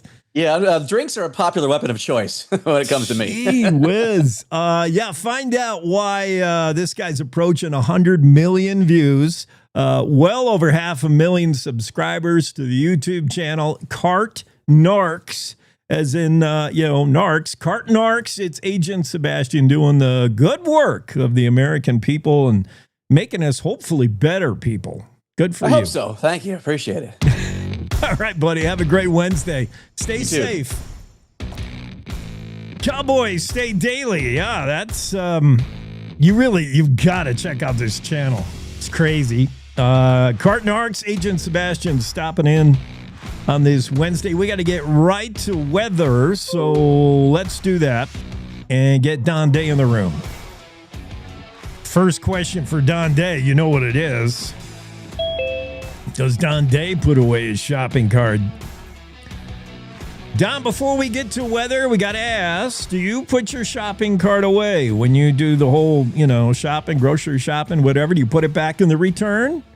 Yes, because I have witnessed errant shopping carts in Wyoming's winds careening across parking lots and smashing into people's nice vehicles. So. Yeah, that's the issue in Wyoming. I mean, rolling carts out of control, that could happen anywhere, but it particularly happens in Wyoming wind. You're right. We know we don't want to be that guy. We don't want to be the victim or the reason somebody gets dinged. I hear you. No. Put the cart back. It doesn't take too long. Just go ahead and do it. I know they usually have that kid, that kid with his first job at the grocery store that's supposed to go out and grab all the carts, right? I was just talking to Cart Narcs Agent Sebastian. I was mentioning that is the lowest rung of job at the supermarket or anywhere. Like, hey, you got to get your start. Got to get your start somewhere. Think of one job you do not want. You know, your version of hell might be fire, brimstone, in a heat that's just unreal, like yesterday was in Wyoming. Oh my goodness, it was sweltering. My idea of hell is having to be the cart return guy. Oh, and getting the carts from all over the place where people have left them. Yeah, because they won't put them where they're supposed to. I mean, you know, they have those little cart corrals. You know, put them in there. Yeah. Put it in the cart. Don't be a lazy bones. You know what we should add to the forecast from now on? Percentage of a chance of precipitation and percentage chance that a cart will ding you in a parking lot, which is there you go. Which is really wind, blustery or not. Yeah, what's today's forecast? Another hot one? Yeah, today the heat and the dryness reaches its peak. So this will be the hottest day. Temperatures start to peel back, especially in the north tomorrow. We're looking at a cold front moving into northern Wyoming late tomorrow. So after tomorrow, temperatures will be on a downward trend, especially in the central, the north, and the east as this Canadian cold front pushes in. So hopefully we'll have some help for the Red Canyon fire with higher humidity and cooler temperatures. But today is one of those days where it's going to be like yesterday. Very, very dry air and a lot of high pressure overhead. There'll be a couple of thunderstorms today in the west, but mainly the kind you don't want. That produce lightning and a little bit of rain and a lot of wind. Yeah, we don't want to make it worse. Firefighters, hang in there next week, looking much, much better, much cooler anyway, and hopefully that'll help out. Thank you, Don. I appreciate it. Have a great Wednesday. Day weather forecast. We'll be right back after this. To the Teton Range, Cheyenne to Sheridan, Rawlins to Ralston, Cowboy State Daily Morning Show covers the state like no other radio show or podcast. We love Lovell. We're eager to share the stories of Story Will Crow About Crowheart and Yodel Over Yoder. Whether you make your home in Sweetwater, Chugwater, Powder River, or Green River, the Cowboy State Daily Morning Show will make you feel right at home. Jeffrey City, Atlantic City, we see you. Little America, Big Piney, you're on our radar. Howdy, Wapiti, Meeteetse, Shoshone, 10 Sleep, good morning. Welcome, Torrington, Riverton, Wheatland, Lusk, Lingle, Lander, Timber, Casey, Kerwin, Moorcroft, Mountain View, Moose, Fort Bridger, Fort Laramie, Fort Washington, Hannah, Hudson, Hewlett, Dayton, Daniel, and DuBois. We are east of Weston, west of Midwest, north of Newcastle, and south of Sundance. Border to border, we love Wyoming and every one of its communities, bar none. This is the Cowboy State Daily Radio Network.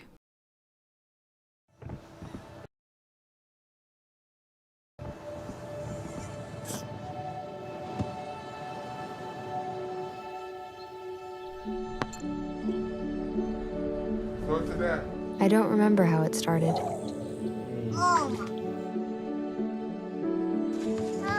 Our back and forth. Victory. Fumble. Repeat. It always came back. Dad! Okay, here we go, throw it! Yeah. You probably don't remember what you told me, That was perfect. but I heard every word. Nice.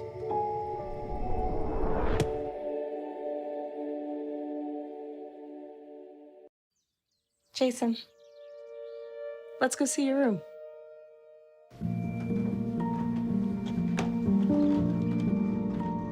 What do you think? We kept it a little spare, so you can decorate it how you like.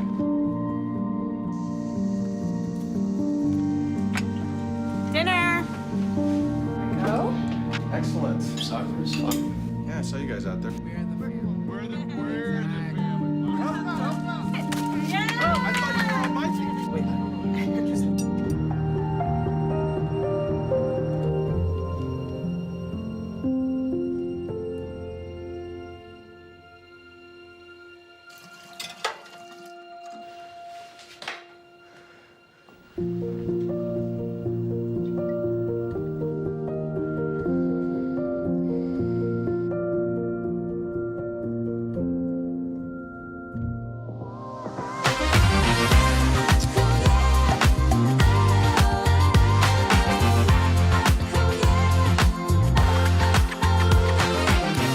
Cowboy State Daily Show with Jake, and we welcome into the Zoom room, into the discussion, Joshua Phillip, award-winning investigative journalist and the host of Crossroads, my new favorite thing to watch. I'm a new convert. It's on Epic Times.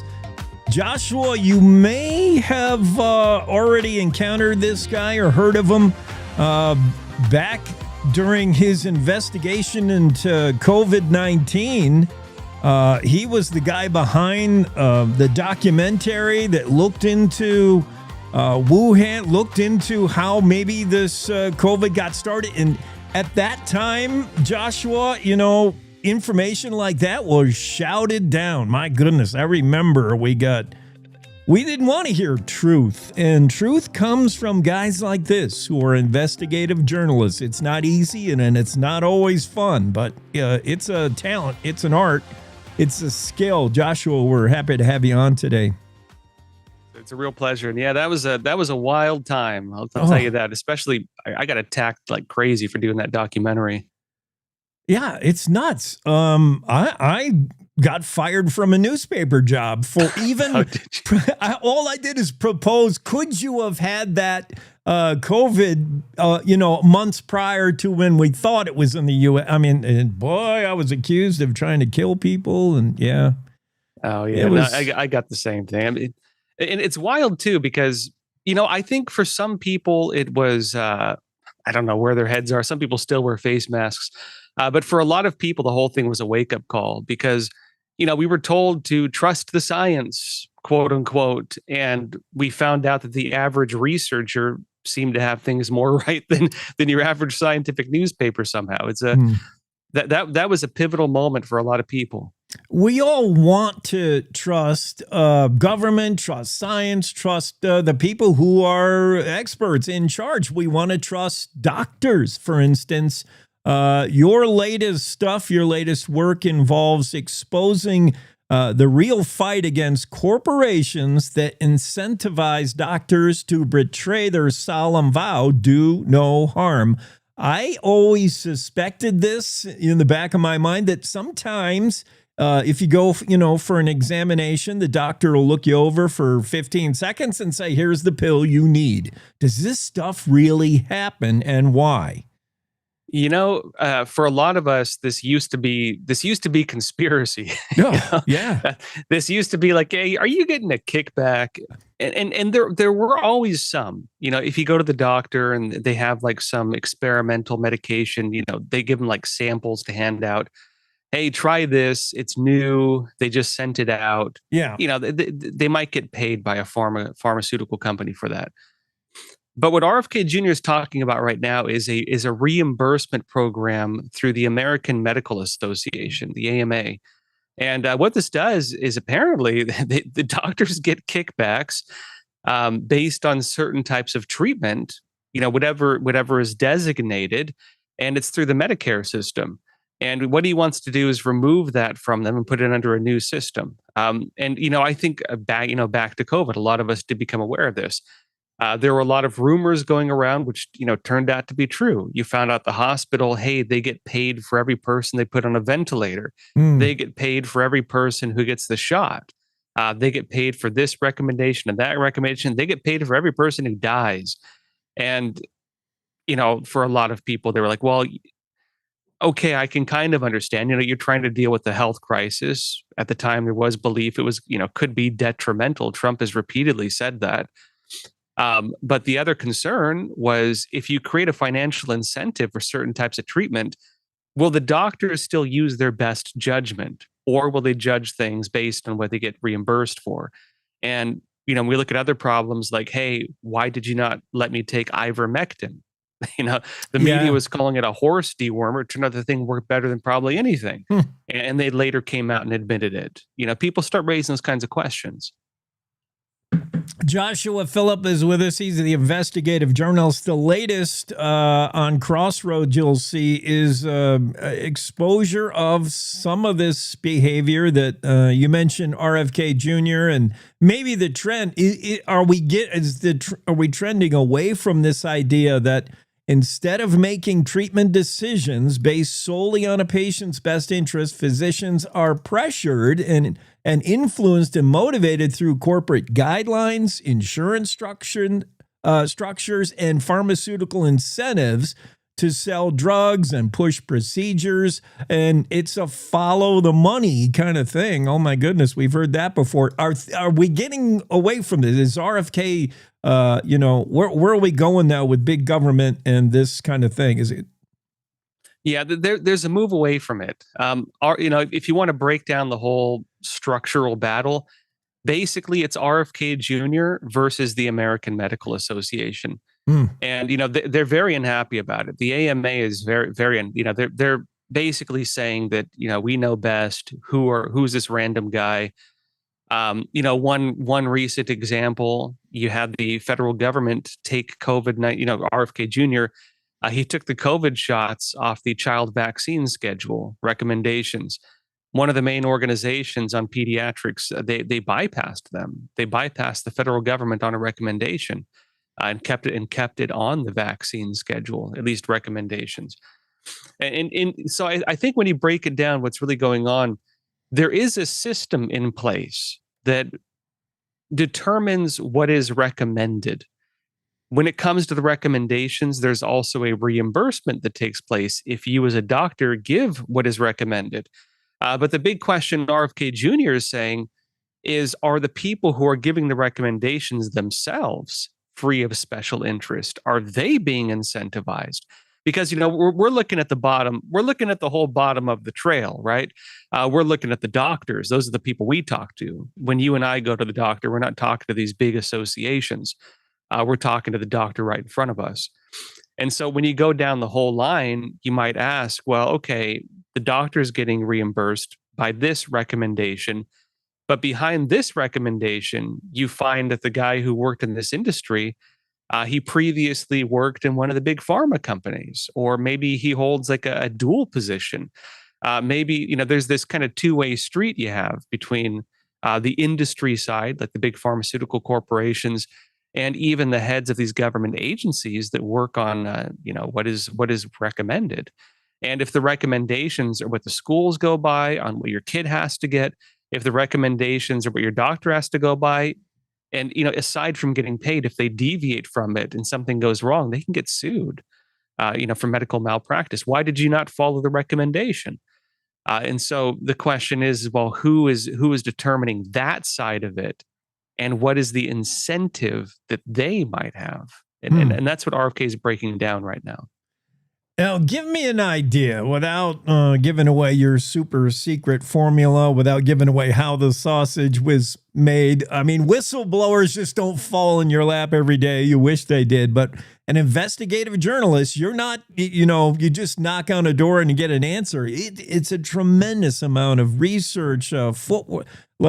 Give me a behind the scenes. How do you find this stuff out?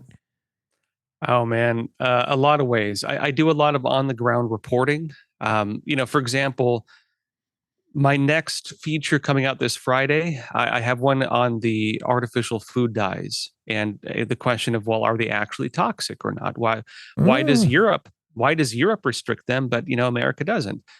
So with that is mostly document research. I went through all the different medical reports, all the different studies they've done on this stuff, and looked into that. My next big one, I'm looking into China buying up the farmland. So I was just in Nebraska, talking to the governor there, and I've been going around the country talking to a few different people. Another one of the big investigations I did was on the border crisis. I wanted to find out, well, who's running it? How is it really being facilitated? Is it true people are being paid when they come across? We hear rumors of these buses. Who's running the buses? So I actually packed my bags, flew down to Panama, managed to gain access through various contacts to the Embra Indian villages where the migrant camps are.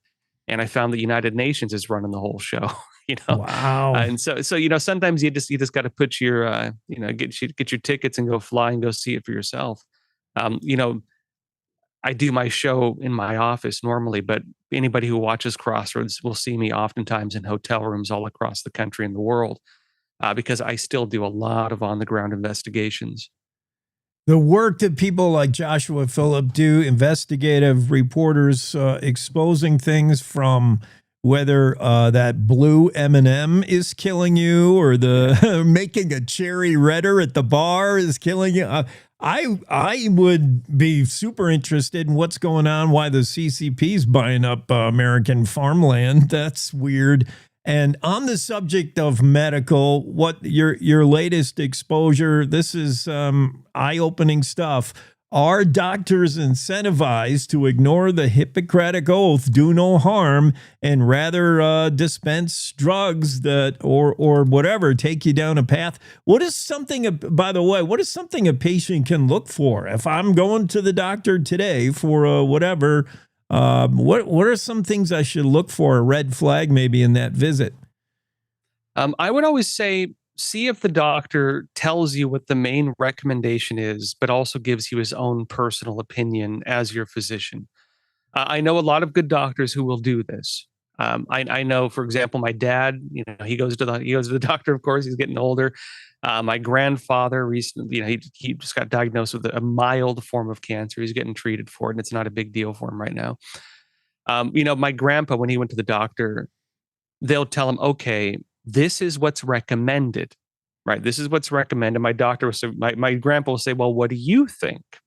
And they'll be like, well, you might not need to go that far. You might be able to do something a little less stressful on your body. We can try this if you want to. It's this is your call because this is what's recommended. And if you want to go that route, we can do that too. So, I think look for doctors that give you options, who are clear with you that there is a recommendation, but the recommendation is not absolute. I like that. Don't be afraid to ask the follow-up question. What do you think? That doctor is an expert. That's a good piece of advice. Joshua, also, I hope in the future when I'm watching Crossroads, I can see an episode on the topic of the medical world and insurance companies. Insurance is getting out of hand. Why does a IV bag of saline cost like $1 jillion, man? It's because insurance companies are going to pay. No person's ever getting billed. Blue Cross will handle it. Like, I don't know. There's so much I gotta, if I was, your editor, I would have like, Joshua, find this out next. There's no end of work for the investigative reporter. Oh man, well, especially these days. These days, normally for investigative journalists, the big challenge is finding something to investigate. These days, the way the mainstream media is, it's the opposite. There's too much to investigate. Yeah. Briefly on your question though about why medicine costs so much, Trump's also looking into that. It turns out Americans, we've been basically shouldering the extra costs to subsidize basically Western Europe and Canada, and actually most of the world. And so what's been happening is, let's say something costs, costs the medical companies $20. I mean, it probably doesn't even cost them that, to be honest. But they rack on the additional costs, research and development, marketing, all these things. They're going to, through the European system, they're going to negotiate and they're going to pay below market or at market. And what they're going to do is they're going to take all the additional costs that they would have charged and they charge Americans. So Americans, we've been basically subsidizing the socialized medical systems of Europe and Canada. Think of it like you go to a restaurant with a group of friends. The bill is $100. Each of your friends throws in $5. And you need to pick up the rest of the bill. Yeah. That's what Americans have been doing for all of Europe. And what Trump is doing to get around that is he just made, the companies have not followed through and implemented it yet. Trump has given them a deadline for it. But what he's done is he said you have to give Americans what they call most favored nation pricing status when it comes to drugs, meaning if the lowest price you give to a country in Europe is the price you need to give to Americans. So we're no longer going to be picking up the tab to subsidize their whole system. That explains a lot why some people choose to have a simple procedure. You do it in the U.S., it costs XXXX amount. And it's cheaper to fly to India or Mexico, stay in a 5-star hotel and have it done there. Yeah. I know people do that. So many things have to be fixed. Joshua Phillip, award-winning investigative journalist, his latest on Crossroads, you got to check it out. It's exposing this pay to play. I don't even know what you call it. It's just a kickback scheme kind of thing. It's big pharma, it's insurance. There's a lot of things to blame, but this guy's gotten under the hood and exposed it. Joshua, thanks for coming on and spending time with us. Appreciate everything you're doing. Appreciate it. Thank you so much. All right. Joshua Phillip, Crossroads. Check out that on Epic Times. You'll enjoy it. We're going to be right back with Andrew Ross. We got to take a quick break here on the Cowboy State Daily Show. Coming right back at you. Wyoming is the cowboy state. From corner to corner, there are so many stories to be told, and more cowboys and cowgirls are turning to the Cowboy State Daily News team to keep them in touch with what's happening both locally and in other parts of Wyoming. I'm Riley Strand, videographer and production assistant for Cowboy State Daily Video News. We're proud to bring the most important stories to our viewers every day. The stories that start conversations, the stories that make us laugh, the stories that make us think. Our experienced journalists at Cowboy State Daily are crisscrossing the state every day, talking to those who know the news best. Every day, host Wendy Core and I talk to the reporters who are covering the topics, issues, and people that are important to Wyomingites. And in our daily newscast, we bring you those stories. Tune into the Cowboy State Daily Video Newscast every morning, only on cowboystatedaily.com.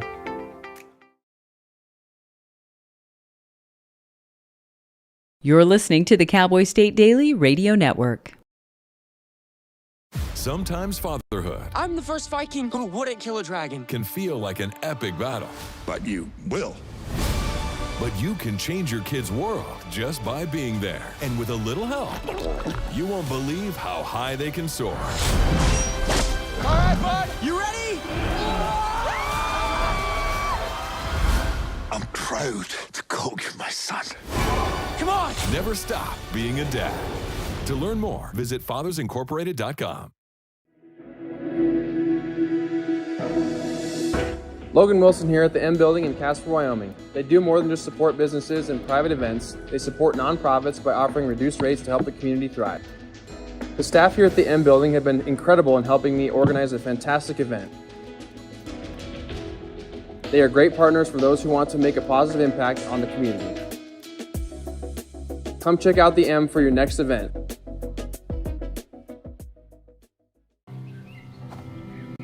For decades, I've taught you everything I know.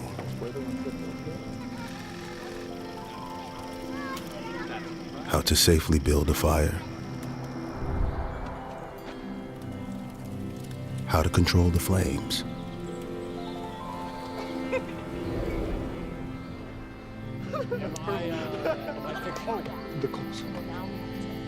What to do with hot coals. How to secure your chains.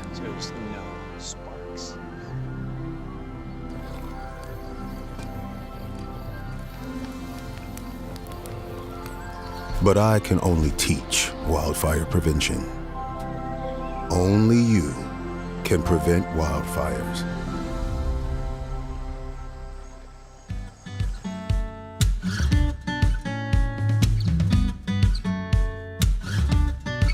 Cowboy State Daily Show with Jake. Andrew Rossi popping in. Andrew, where you been?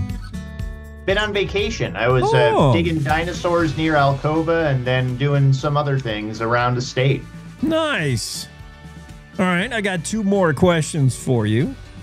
On the theme of the day, are you one of the people that puts your shopping cart back in the little area, or do you just sort of leave it there in the parking lot, wherever you...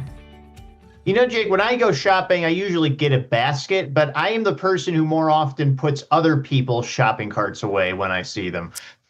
Look at you. You're not the problem. You're the solution. Well, the Cart Narc out of Burbank, California would be happy to hear that. My final question for Andrew Rossi is how? Oh, that's deep. How are we going to find everyone who stayed at Jackson Lake Lodge cabins, 8 of them in total, who may have been exposed to bats, may have been exposed to rabies, from everyone who stayed there from most of May, all of June, and most of July. That was a lot of people. Well, that's why I'm a journalist and not a health official, because I don't know if I have an answer for that. From everything I've gathered, that they had about 250 reservations for those 8 cabins where the bat colony was roosting. So they estimate that that's around 500 people. There might be more, might be less, but that's what they're targeting for. And they have the Grand Teton Lodging Company, I believe, is a concessionaire that operates the Jackson Lake Lodge.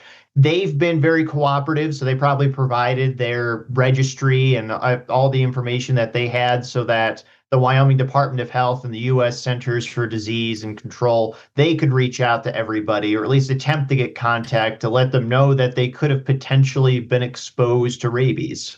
I don't know if he's still there, but Alex Klein was the VP GM of Grand Teton Lodge Company. Alex was great, is great still. A really on top of it kind of GM guy. If he's still there, then I trust the search for anyone who may have stayed there could be effective. But that's a lot of people to try to track down for a ground zero rabies thing. Now, the bats, these little brown bats, pretty small. The ones they found, they were tested. Have we found rabies? No, so they've tested 4 bats that were found dead in the attic space, or at least in the vicinity where these bats were found. And I spoke with Alexia Harris yesterday with the Wyoming Department of Health. She said that 3 of the bats that were tested negative, and the 4th couldn't be tested because it had decayed to the point where tests weren't viable. So it's an awkward story to try to tell, and it was kind of awkward, in the sense that the threat of rabies exposure is low, and that is a fact. Then they have not confirmed that there's rabies present in that colony of bats that was roosting in the attic space of the cabins, but they're treating it as if there were a potential rabies exposure, because rabies is so lethal. It's almost universally fatal if it progresses to the point where you're showing symptoms.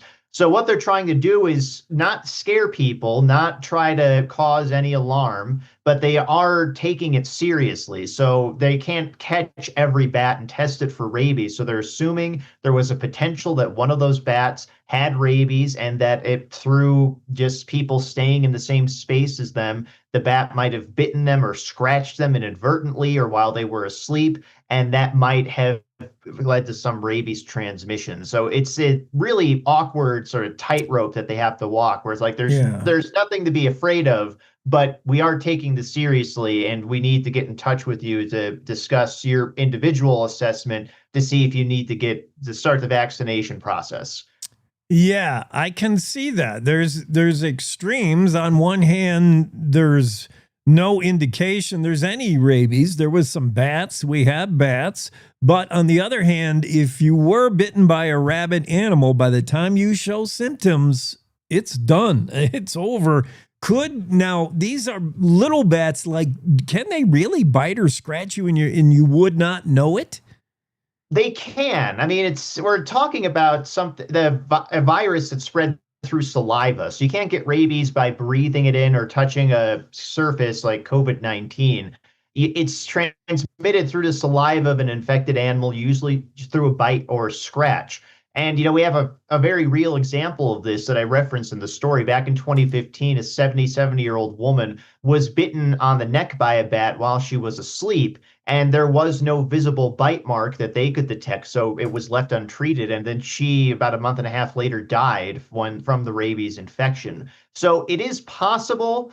It's more likely if you're trying to provoke a bat that they'll bite you, and they can have it's a small bite or small scratch, but it still can be enough to pierce the skin because they are predators. They do eat insects, so they have sharp teeth for that sort of thing. That's why you have to take these things seriously and don't try to reach for a bat or capture it or anything, especially if you suspect it may be rabid, because but the other thing too is, rabies is lethal, but it's livable at the same time. If you catch it early enough and you get the vaccinations, you don't have to die from rabies. It's only if you let it fester and then the symptoms of rabies start manifesting. It's an all or nothing sort of thing. Either you catch it early on and you're completely in the clear, or you don't, and then there's nothing that can be done. Estimated 500 people stayed in one of the 8 attached cabins we're talking about at Jackson Lake Lodge, where I did a couple of weddings up there. Now I'm feeling all creepy between May 5th and July 27th. If you're listening to this show, and that may include you, reach out. Dr. Alexia Harris, Wyoming State Health Officer, has said that Grand Teton Lodge Company has opened their books, allowed them to reach out to residents of 38 states, 7 countries. You just think of the people, the amount of people that stay up there at Jackson Lake Lodge. My goodness, that's a Herculean effort. That was my question. How are we going to do this? But all Andrew had to do is, you just had to write the story. You just did the why, the what, the where. The how might be Dr. Alexia's issue. You got any new piece of art in the background there? Have you bought anything at the big art show? It's still a little bit outside of my price range. I'm more than happy to just, get a free cocktail and peruse the galleries and everything. But the opening of the Buffalo Bill Art Show and Sale is always such a fun thing. And the pieces this year are really impressive. I mean, I've been several years and they're always impressive, but there are a lot that stuck out to me in this assemblage. Is there have you noticed, Andrew, I don't want to put you on the spot. Have you noticed, though, there's any movement in a direction of art that you would see at this annual show? Like, you're going to get the landscape paintings all the time of the beautiful mountains, the animals. Is there any kind of like some more avant-garde, just getting jiggy with your oils?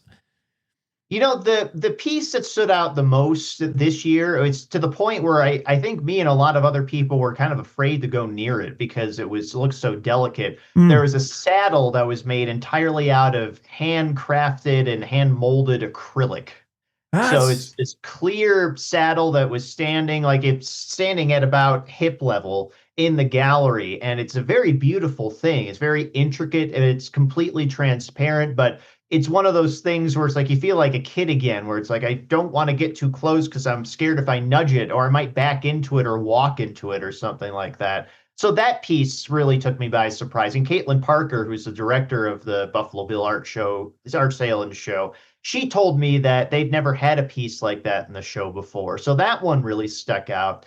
Beyond that, though, it's just cool to see how Western art is still alive, because there's a lot of traditional pieces. Like you said, you've got your landscapes, you've got your portraits of animals and everything, of Native Americans, of just Western scenes. But then you have more pieces that are just the best that the artists have put forward, like Chris Navarro, who we all know very well. We do a lot of coverage of his sort of stuff on Cowboy State Daily. He had a really cool piece of just a cowboy roaming on the landscape, and then it had this rainbow arch over the top that was actually painted. So he usually just does straight bronze, but that was a really striking piece that I quite enjoyed as part of that. And then there was Intero, which was another bronze sculpture that I really liked. It was a wolf head, but it was just kind of in pieces almost. So instead of just a bronze sculpture of a wolf head, it was like somebody had made a puzzle out of it and taken out half the pieces. And I thought that one was extremely striking. Interesting. Well, our bougiest reporter, Andrew Rossi, is at the 44th Buffalo Bill Art Show and Sale doing the $1 Million Mingle. Wow. Dude, I can't even hang out with you anymore. Oh, well, that's why I make a point to wear my worst shoes when I'm there. It keeps me humble. Have a great Wednesday, man. Good to have you back. Too, Jake.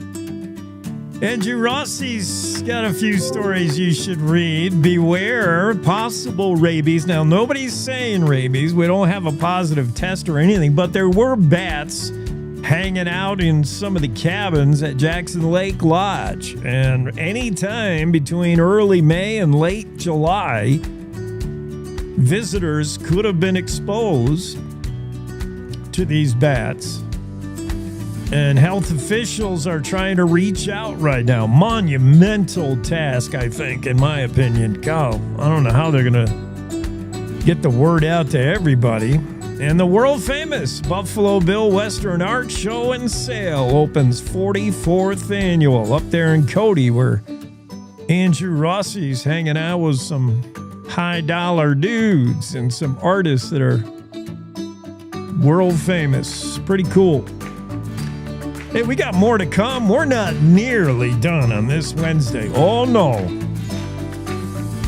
Top of the hour news break for our radio syndicates. You know, we're on radio all across the Cowboy State, down there in Cheyenne, Pinedale, Torrington, Riverton, Jackson, and more stations being added all the time. You can see us live on the Facebooks, X, YouTube, and on the home website, cowboystatedaily.com. However you want to enjoy the show, play it back on demand, where you find your favorite podcasts. We'll be back with more on the Cowboy State Daily Radio Network.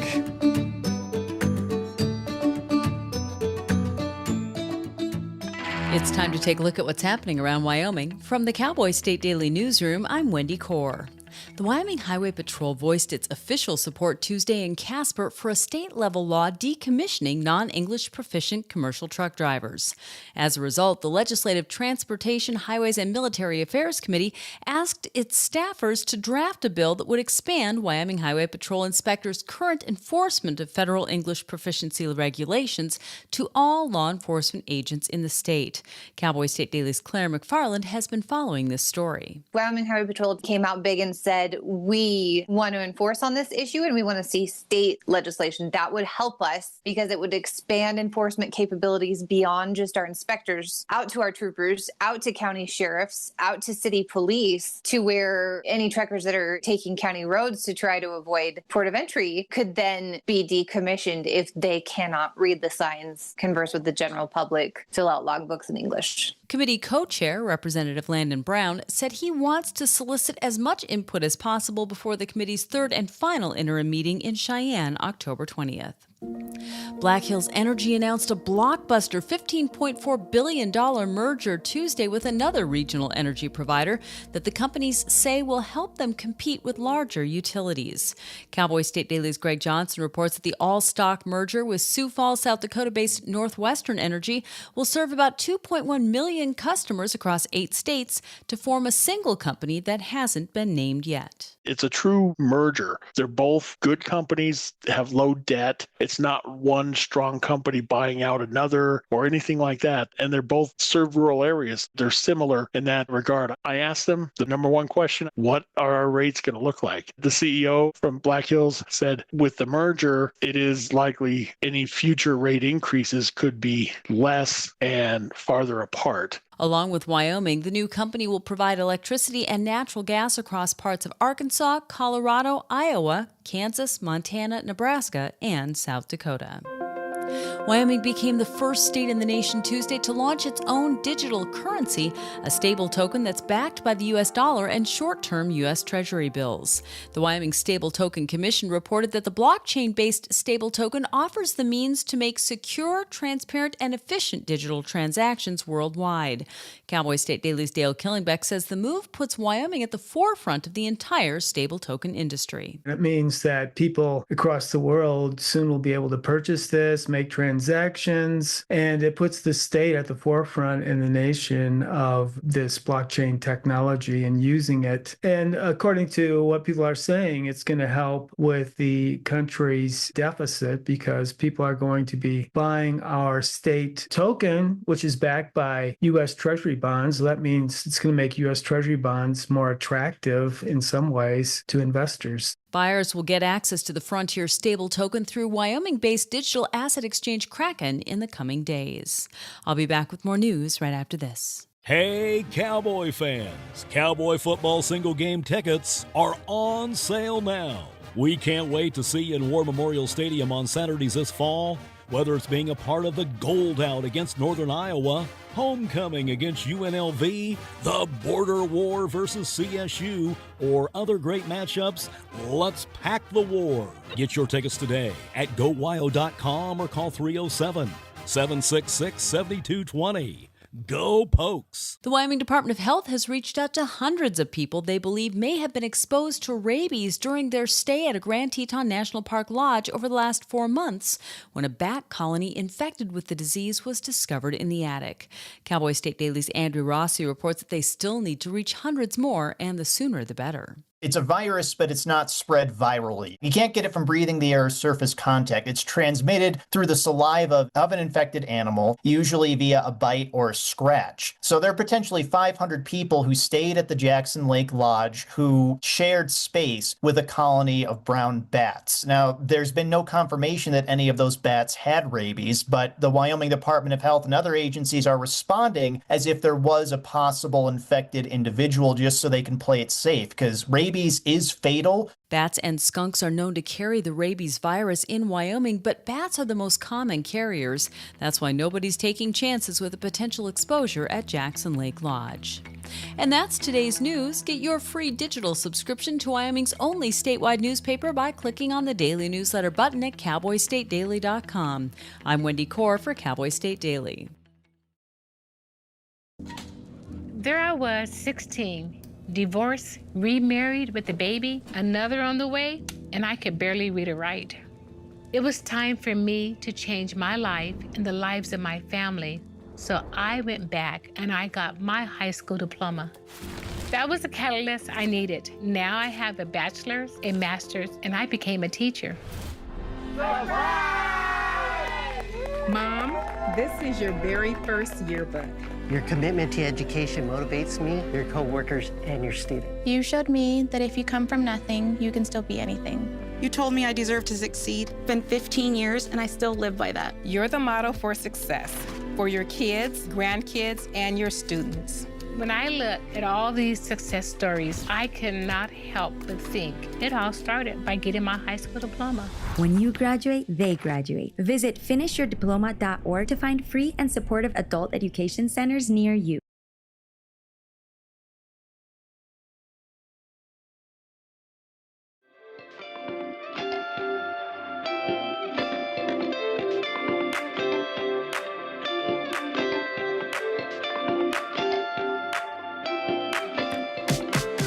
Cowboy State Daily show on a Wednesday. That means Claire's here. Claire McFarland joins us. Claire, I'm a little behind the 8-ball today, so you're going to have to drive the conversation. Go ahead while I catch up. Okay, so I was last week when we talked, week before, I was looking for a book to read, and I ended up reading Fear and Loathing in Las Vegas by Hunter S. Thompson. I've read a lot of Hunter, but not his flagship work, surprisingly, prior to that. And so I didn't have a copy. And so I asked my dad, where's your copy? He didn't have his copy. So he put out a Facebook all call. Who's got this? One of his motorcycle buddies had it. And so I was able to get it that way and read it. And it also cured some writer's block. So there you go. Does the McFarland residence not have access to Amazon? I was going on vacation and I needed it like right then. Had I Amazoned it, it would have been. So that's why normally I don't put out an all call to my dad's motorcycle buddies, but that's why. And That's the Bible of motorcycle folk. You're likely to find a copy of that somewhere at the MC at the motorcycle club. Yeah, maybe, or maybe his Hell's Angels, which is weird and disappointingly. And then the leader of the Oakland Hell's Angels, Sonny Barger, actually bashed Hunter Thompson when Barger did his autobiography and called him a fake. Anyway, how are you today? Good. Not influenced by half of the stuff Hunter might have been on, and I still have not sent you your book. I will. I guarantee you will really like it. It will speak to you. I know it. Okay. Because I feel like in some ways, yes, we're kindred spirits. I think you'll really like this. Let's talk about that drug sniffing dog. The high court did rule that it was okay for Andrew Boyer. I really have a hard problem with criminals, alleged, that convicted. He's convicted, but anyway, go on. Of the arson, anyway. And then he's got just the whole, the amount of rights that are on behalf of the accused. It's like, you read the Miranda rights wrong, or you like accidentally the doors open and you can see the house is filled to the rafters with meth, but you didn't have a proper search and seizure. Like, if we find out the dude's a criminal, it shouldn't matter how we got to point B. Jake. I know. Okay. Do you remember COVID? Yeah. When the governor did those health orders that was like, okay, massage parlors can't be open, can't have gatherings more than 10 people, this and that. Later on, mask mandate. What most people didn't realize, and I was one of the few reporters to write, is that those laws he invoked, giving him that authority under Title 35, I believe, carried with them a misdemeanor. So even though I didn't see anyone charged in my county, I think people were in Albany, but I didn't see anyone charged in my county. You could have spent 6 months in jail for running your business or for having a gathering of 11 people. It was a misdemeanor. And most people didn't realize that. Most reporters were like, okay, stay inside. And I wrote, like, if you do not stay inside, or whatever the case, whatever law it was, if you do not do what is being ordered here, you could actually go to jail. And so I feel like COVID reminded us why the accused sometimes have a wider latitude than society at large would like. Why there's these rights and these processes and these systems. It's because someday something that seems benign to one person, terrible to another, becomes criminally punishable. Thanks for that painful reminder. You're right. It sometimes get complex, making America truly free. Okay. Drug sniffing. So Andrew Boyer, 36-year-old, he actually did set fire to his own place. He was looking at 8 to 14 stretch for that. For some reason, he's out driving. He was out on bond during that prosecution. Okay. You're correct. He's not out now. Yeah, he was out okay. on bond during that. Yeah. And he makes a wrong turn, a fairly benign traffic thing, and the cops he has questions about his license validity, and then during the whole time he's got a canine there and now we got to look at the car, and Boyer says that's not fair. This was just a stupid wrong turn kind of thing. What did the court say? Court said that there was reasonable suspicion for the traffic stop based on the wrong turn, and the deputy's honest belief based on an incorrect statement from dispatch that the guy's license was not valid.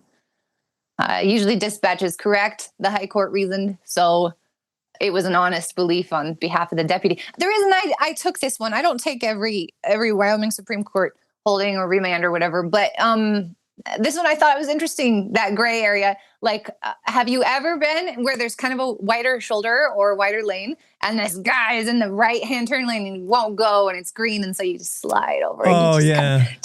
And so I was like, whoa, I've done that. I wasn't hauling any meth, though. I didn't have any meth, though. I do that, and I don't have a trunk full of Hunter Thompson paraphernalia. Right. Just having the book might be probable cause to call the canine in, right? So I want to ask you about one other story you wrote recently, but on a sort of related topic of Supreme Court, I just wondered what your thoughts were on, do you think the high court, SCOTUS, will hear that corner crossing just to provide something more definitive? You think any chance they'll hear that? Yeah, I think they'll hear it. Do you? Mm-hmm. I think they will too, for some reason. I think precedent needs to be set here, or it's just going to be an issue that is ongoing. Yeah, I think they'll hear it. I don't have any real reason for that. Just a feeling, yeah. I feel like they will too. Justice Gorsuch is on that court, for one thing, is like a gut binding to the land, I don't know. Yeah. We'll see. Okay. Tax and spend Republicans are at it again. No, that was not a slip of the word. It's Republicans figuring out how are we going to deal with WIDOT shortfall. WIDOT is always underfunded, and they're looking at over $400 million shortfall. And how do we get there? The most logical way to fund our roads and bridges and stuff we drive on is to tax people who drive. I think it's a good direct tax, but I still don't like paying money at the pump. I mean, fuel is high enough as it is, the price of diesel, but are they really thinking about it, raising the Wyoming's fuel tax? Yeah. That story was,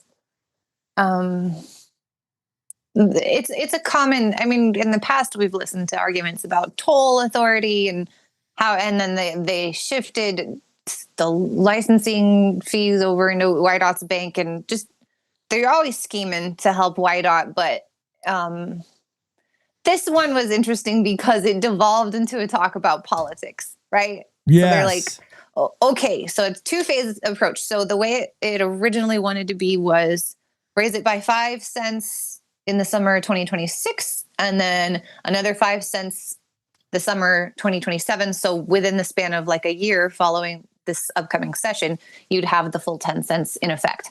And then they stretched it more so that it would be fully in effect by 2028. The way this bill is contemplated, they did not adopt it as a committee bill. They tabled it. But first they had this whole talk like, if we have to support this, even though we think we really need to support this so that things don't get worse and more expensive highway-wise, nasty mailers are going to fly about us, and we might get primaried, and people are going to just cherry pick this as an example of being a big tax man. And so I love the honesty there, where they were like talking about this balance. This primary. I did appreciate, for instance, Representative Bob Nicholas, Cheyenne, Republican. And he's like, hey, all of us conservative Republicans, we run on this no tax kind of campaign. And then here we are taxing you as soon as we get in and look at the books, look under the hood. And, good for him. That's the way it is, though. Bite the bullet, says Representative Nicholas.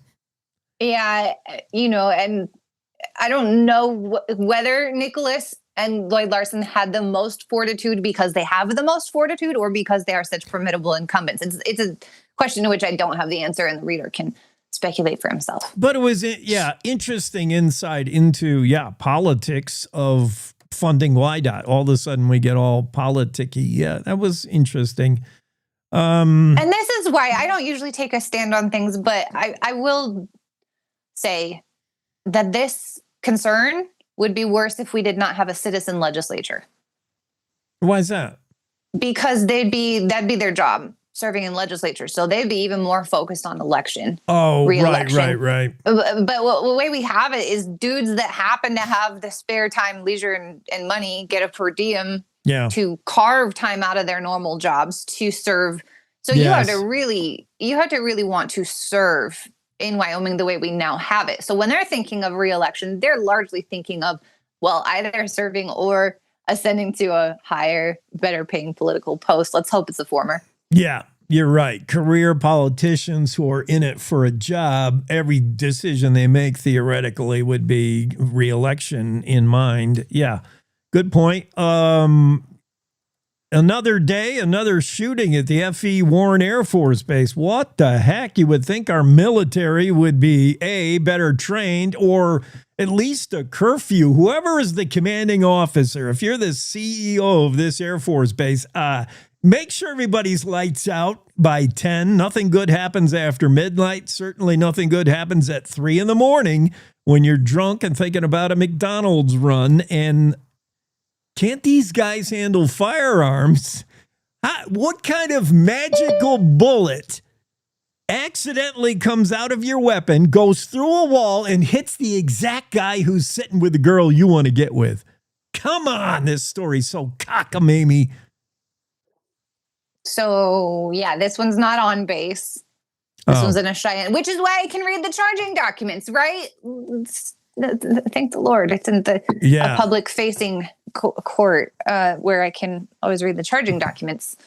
Always read the probable cause narrative, that is. And so I don't know what to say, Jake. I don't have any judgment on this. It's so early. Yeah, copy that. I just like to think, these guys, if F.E. Warren Base Airmen, and airmen is it's a branch of the military, right? They should be trained in case they have to go into combat, trained with firearms. They should be trained to know better. Yeah, but hopefully we're not sending anyone into combat drunk. Well, yeah, that's a big... I don't know. When I see these stories, they make me nervous because I'm like... Yeah. Because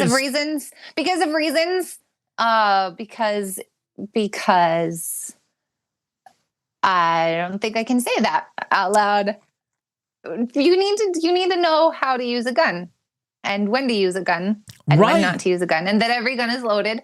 And if everyone knows this and teaches their kids this, then yes, the laws that pertain to guns will be more based on realities instead of certain one-off missteps. Yeah, and I don't know what Murphy's Law of Accidental Discharge always has the bullet killing someone, but whether it's the Sig Sauer that goes off, like where are you pointing your weapon? I mean, you're taught this as a kid in Wyoming, and you're taught this, trained this as a military.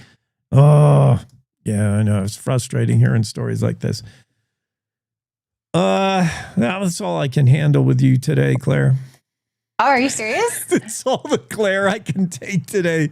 We went from Hunter Thompson to Sig Sauer. Yeah.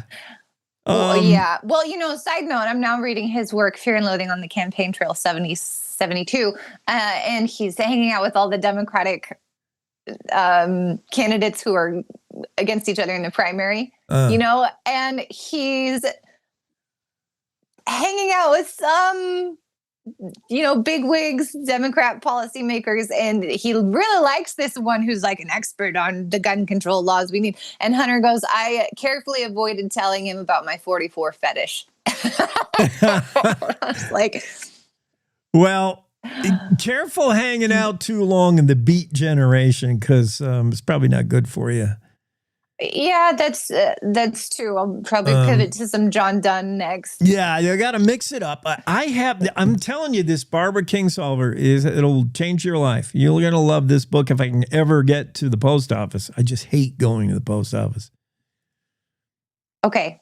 Is it because the traffic in Jackson is absolutely horrendous? Traffic's ridiculous, and I pretty much, at this point, don't like hanging out with my fellow man. I'm just disappointed so often. So the DMV, Walmart late at night, and the post office are places where I don't want to see who you are. I actually like Walmart late at night. Because I don't know as many people. If I go late at night, it's like this seedy, sordid types. Yeah. Like if you go late enough, and it's like I don't hang out with those types, so I don't know them. So even if they're doing some sketchy stuff over there, they're not going to stop me to talk. And so I'm like, yeah, because I didn't make an illegal right-hand turn with you. Is the Walmart in Riverton 24-hour?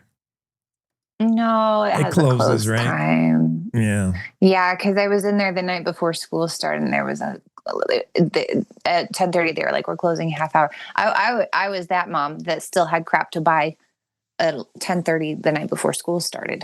That mom, yeah, you and every other mom. I remember the last time I was at the Riverton Walmart, I went in and someone said, "Careful leaving your dogs in the back of the truck." I'm like, "What do you mean?" They're like, "They'll take them and they'll go fight them on the res." I'm like, "Where am I?"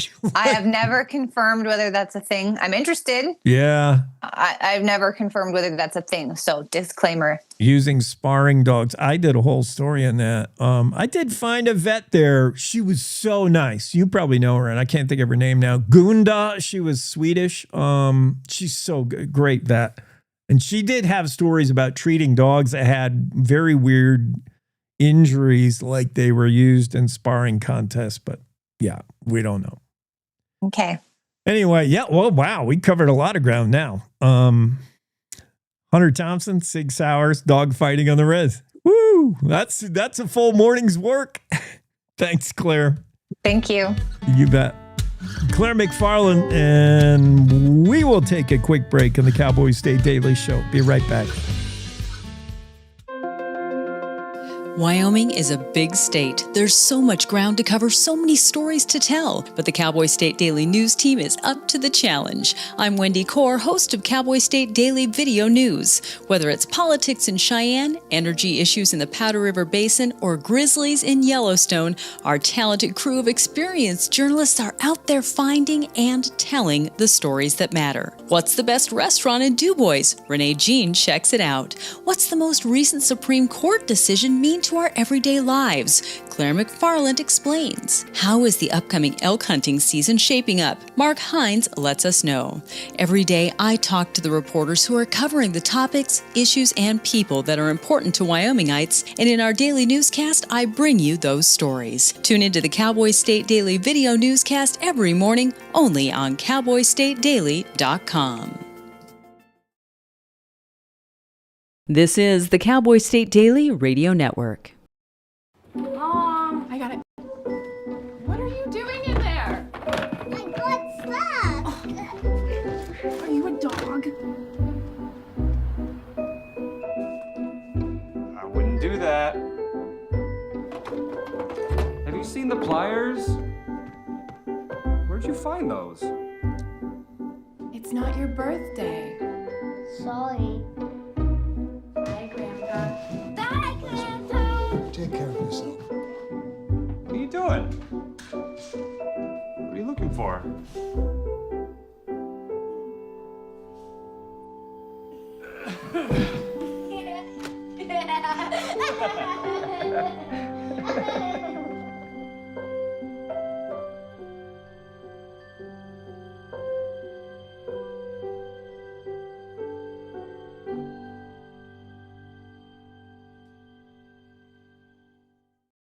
I don't think that many kids in my son's school even do it.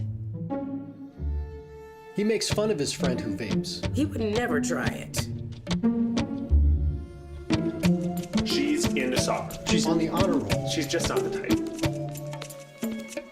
No way. No way. No way. No way, my kid would never vape. Get your head out of the cloud. Today, nearly 8,000 kids will start vaping. Maybe even yours. Learn about the dangers at talkaboutvaping.org. Life's daily battles are not meant to be fought alone. We're not powerless, so long as we don't lose sight of what's important. Don't be afraid to seize that moment to talk to your friends. Cloud, you okay? Because checking in on a friend can create a safe space. The first step on our new journey. You coming? Reach out to a friend about their mental health. Seize the awkward. It's totally worth it.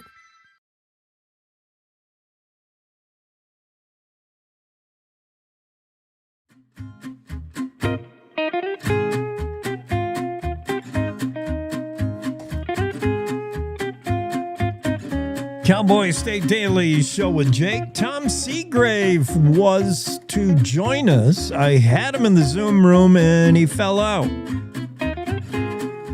Councilman Seagraves, come back. Oh, here it. Hold on. We might have him. Could have been error on my part. More than likely. I would blame me before I blame Councilman Seagrave. Okay, I think we got it worked out. How are you? I'm good. I'm good. So I'm playing some nice, quiet jazz here to be quiet and to be soothing because in Cheyenne, the racket, oh my goodness. You can't hear yourself think in Cheyenne. Exactly. I'm pretty sure that's why there's a big contingent of people that believe the reason they built the Stryker parking garage was just to make noise. I don't know if anybody parks there. All they do is race around and rev their engines. Is it really an issue? Everybody I've talked to, I ask them, is it really, do you notice it? And they say, yeah, Cheyenne's late at night, loud, like unnecessarily loud. Is it become an issue? Obviously, it's come in front of the city council. Absolutely, it's an issue, not only in the Spiker parking structure, but on every major roadway in town, whether it's Yellowstone Road, near where I live, or Dell Range, Pershing, Lincoln Way, Ridge Road, Powder House. It's become the number one issue for us right now, is to try to get control of this. And so, I mean, it's all those young kids, let's face it, but it's probably everybody under 30. But here's the delicate thing. If you're a lawmaker, if you're a city councilman, Tom Seagrave is you do want to respect that this is Wyoming, this is America. We want people to be able to pursue their personal freedoms and not be infringed upon. At what point are people making noise just to make noise? That's the other issue. What do you see? Well, that's really what we're dealing with. We're not talking about the average noise or the average person. These are folks that, for whatever reason, I really don't understand why. Yeah. But they've modified their vehicles, whether it's a motorcycle or a car, to amplify the noise beyond what is considered reasonable. Yes, we do want to protect people's rights, absolutely. But on the other hand, you need to respect your neighbors. And what we're really seeing is some of this occurs during daytime, but most of it is at night. Again, in my neighborhood, I've got somebody that comes around between 3 and 3:30 and just rattles the windows, So is that reasonable? I don't believe that is reasonable. Yeah. So there is a balance. Yeah. And now, as it stands today, Tom, what kind of recourse does Cheyenne PD have if somebody's going up and down your road outside at 3 a.m. super loud? Can they write a ticket for any kind of noise ordinance? Is there anything on the books now? Well, there's currently Title 8, Chapter 56, but it's very limited. And it says noise over 80 decibels within 25 feet of the vehicle. The problem with that is most of our officers don't have a way of measuring that. And typically they don't get out of their vehicles and measure 25 feet. So it's really, although it's on the books, it's not something that's used. So the new ordinance, the proposed ordinance, eliminates that statistical, that 80 decibels and the 25 feet, and gives the officers a way of reaching probable cause. And there's a number of different items we can go through that's proposed if you'd like to. Yeah, I would like to hit those bullet points. And you can do that next, and I'll preface it with this question. You're not trying to reinvent the wheel. I'm sure, as many city councils have done, you've said, all right, we have a problem. Have other communities had this problem? What did they do? You probably looked at other cities. What do they have on the books? What are you doing? We've looked at every city of our size and larger in the area. Yeah. There's some new language in a Fort Collins, and I hate to use a Colorado city, but that's all right. That language is what we picked up on that they used to reach probable cause.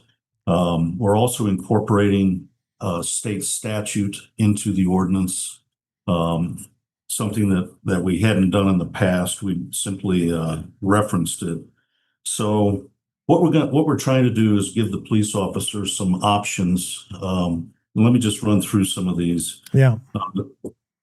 Section 10.24.200, vehicle mufflers, excessive smoke, and unreasonable noise.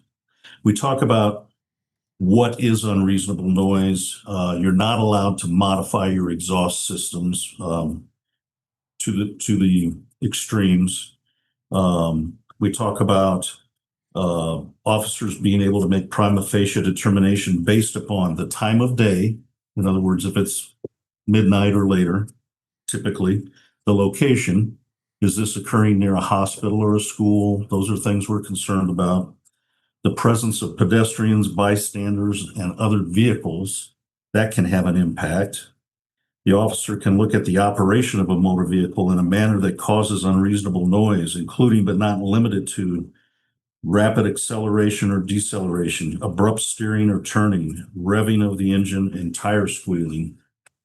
I'm almost done. The operation of a motor vehicle with equipment improperly installed, removed, or otherwise altered. The presence or use of noise amplification equipment. So those are the things that the officers will be looking at, and based upon their judgment would be able to cite a driver if one or more of those are present. Yeah. Rather than just an 80 decibel and 25 foot. Well, we're talking to Cheyenne City Councilman Tom Seagrave, where unfortunately in the state capitol, noise, unnecessary, unreasonable noise, unfortunately, common sense and courtesy sometimes have to be legislated. It's sad that it's come to this, but we're not. Here's the difference, I think, Councilman Seagrave. You tell me. Since they invented the car and the car stereo, there's always been kids who like their volume at 10, and the rest of the world hears it when the car's going by so loud that sometimes car alarms are set off. That's you enjoying music at your preferred decibel. I get that. I don't like it to have to hear it when you drive by. But maybe that's how you like to enjoy music. And I don't want to tell you what the volume should be in your car. But the glass packs, the modifications to mufflers, that's people who have fixed their vehicle to be intentionally louder, not for their enjoyment, I'm afraid, but for your misery. I got to draw the line there. Yeah, I think that's where we are at. I think that's where our constituents are at. Yeah. One thing to have a loud stereo. It's another thing to operate a vehicle intentionally to disrupt the peaceful enjoyment of your neighbors and other folks in the community. The other thing is, it's what we see going along with the noise issue is the driving habits of some of these individuals. Unfortunately, in the last year, we've lost 2 of these motorcycle drivers, the fatalities, and in addition to the noise, it's the way they drive, cutting in and out of traffic, speeding. It seems to come as a package, if you will. If it was just the noise, maybe we could somehow adjust to that, but it's beyond that. It's driving habits as well.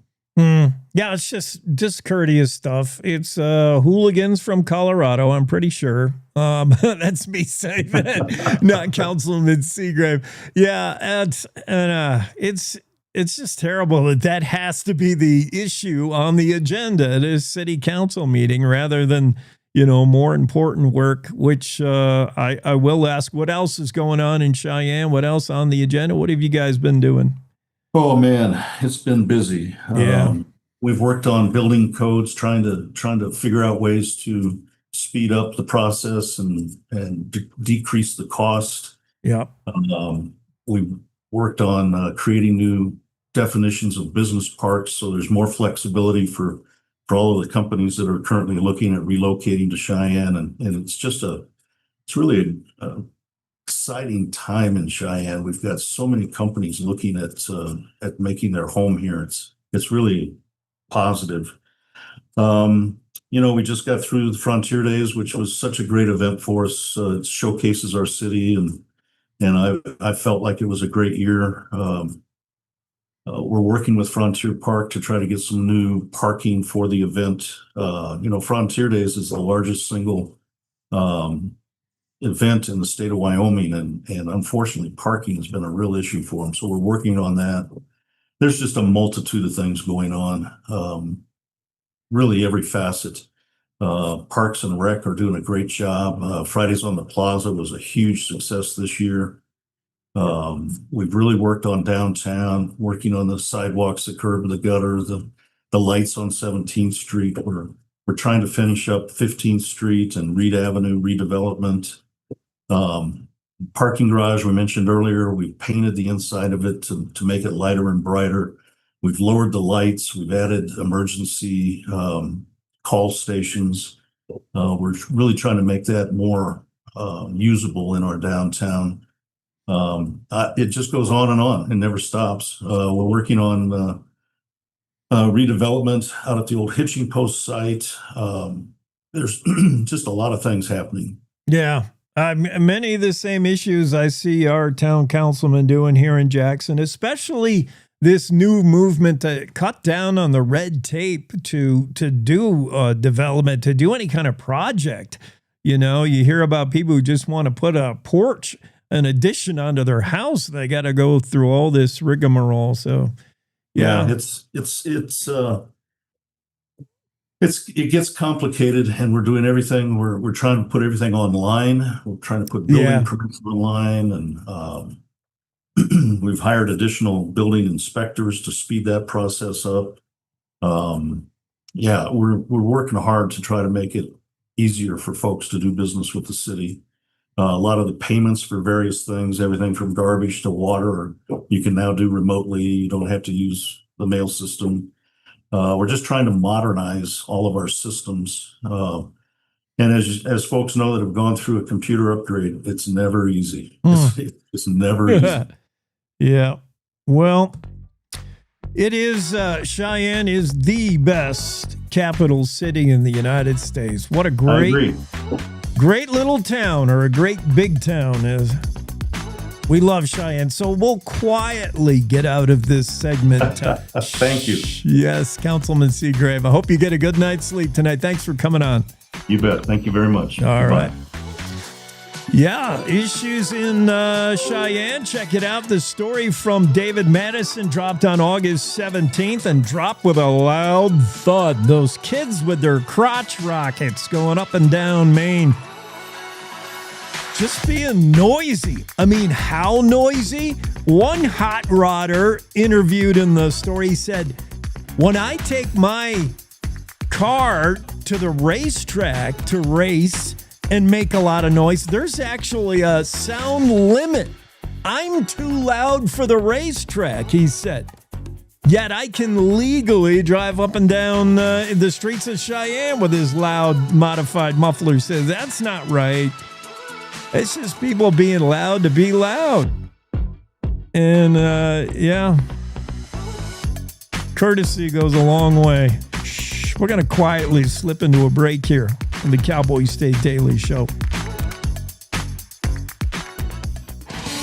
Want to stay in touch with what's happening around Wyoming? I'm Wendy Core, host of the Cowboy State Daily video newscast. From Mountain View to Upton, from Jackson to Cheyenne, our reporters are out there finding and telling the stories that matter. Every day, I talk to the talented journalists who are covering the topics, issues, and people that are important to Wyomingites. And in our daily newscast, I bring you their stories. Tune in to Cowboy State Daily video news every morning, only on CowboyStateDaily.com. Wyoming is a big state. There are so many stories to tell, and here at Cowboy State Daily, we pride ourselves in bringing those stories to you every day. I'm Riley Strand, videographer and production assistant for Cowboy State Daily Video News. Every day, host Wendy Core and I talk to the experienced journalists who are covering the topics, issues, and people that are important to Wyomingites. And in our daily newscast, we bring you their stories. Tune in to Cowboy State Daily Video News every morning, only on CowboyStateDaily.com. You're listening to the Cowboy State Daily Radio Network. Who can you turn to for news you can trust? Your local TV and radio broadcasters. You trust us to keep you safe during times of crisis and to deliver the weather, sports, and entertainment you rely on every day. We bring you the facts you need to make decisions that matter. And as misinformation floods social media, you can trust your local stations to deliver the truth. Text TV to 52886 and tell Congress you rely on your local stations for trusted news. You handle the healthcare, we'll handle the marketing.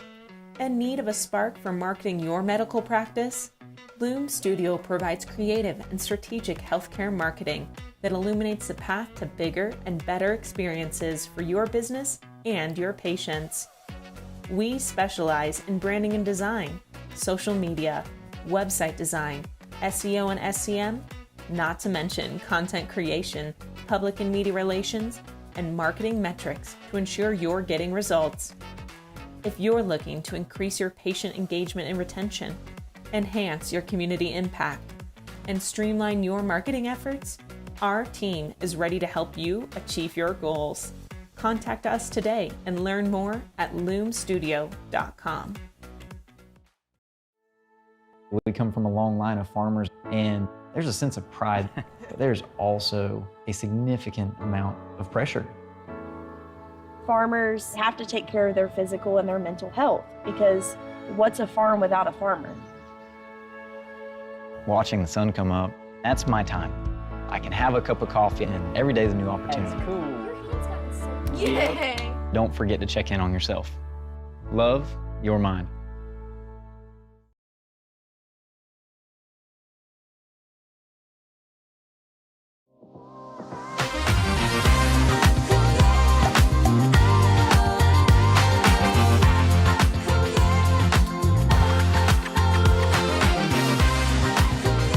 Cowboy State Daily Show with Jake, and we're on radio stations throughout the state. We're also in the Cheyenne market, where we've instructed the radio execs to play us at a lower volume, just so Councilman Seagrave and the rest of the law-abiding folks in Cheyenne can enjoy a moment of peace. Too loud, Cheyenne. These kids with their mufflers. In my day, if you wanted your hot rod to sound loud, you would just not replace the muffler when it fell off, right? Like, that's about as far as we went when we were kids. Sometimes the muffler would fall off. You would, to avoid an expensive muffler job, you would use a coat hanger and you would rig it up so it kind of stayed where it was supposed to for a while, and then you'd hit a big bump and then it'd be gone. And so your sans muffler, and you kind of rocked with that for a while because A, you didn't have the money to pay Midas to fix your muffler, and B, it kind of sounded cool. At least loud. Now people bring their car in and get glass pack. They get intentional muffler job. The companies that do these jobs, they're the ones that ought to get fined. They're part of the problem. Is this similar to the market for ivory? Now, do you want to punish the poachers that are shooting elephants to get their tusks, these tusk hunters? Yeah, they should be fined and jailed or whatever. But then go to the root of the cause. What is the market for ivory? And you go to everybody who is importing ivory from Africa illegally, or start cracking down on that. So the same issue when you can fine or cite the dude that's got a modified muffler, like you should have never went and had that job done. Here's your ticket. And then go to the garage that did it. Don't do these. There's no reason for anybody to have an exhaust system like this that's intentionally made louder. The whole point of the muffler is to muffle the sound of your vehicle. If you're making it louder, you're doing your job wrong. Here's your ticket.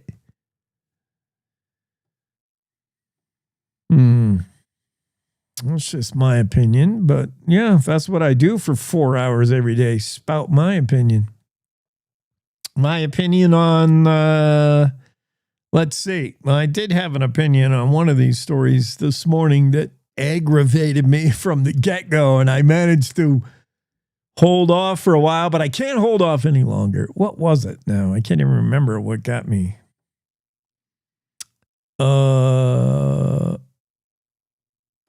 Not the corner crossing. Well, I did want to talk about Wyoming's launched the first state to launch its own digital currency. If I were a crypto person, if I were a stable token kind of person, I would get Wyoming's, of course.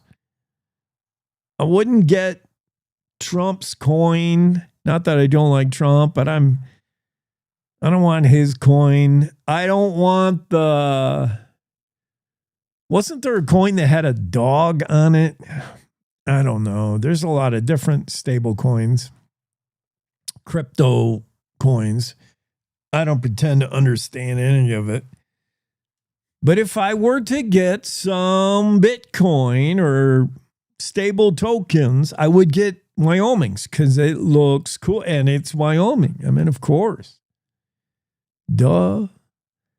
The story from Dale Killingback about Wyoming, the first state to issue a state-backed digital currency. FRNT is what it says on the front. Of course, got the bucking horse. That means Wyoming.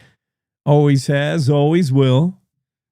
He's facing the other way on the coin, the way he usually is, right? Isn't he facing the other way from the license plate?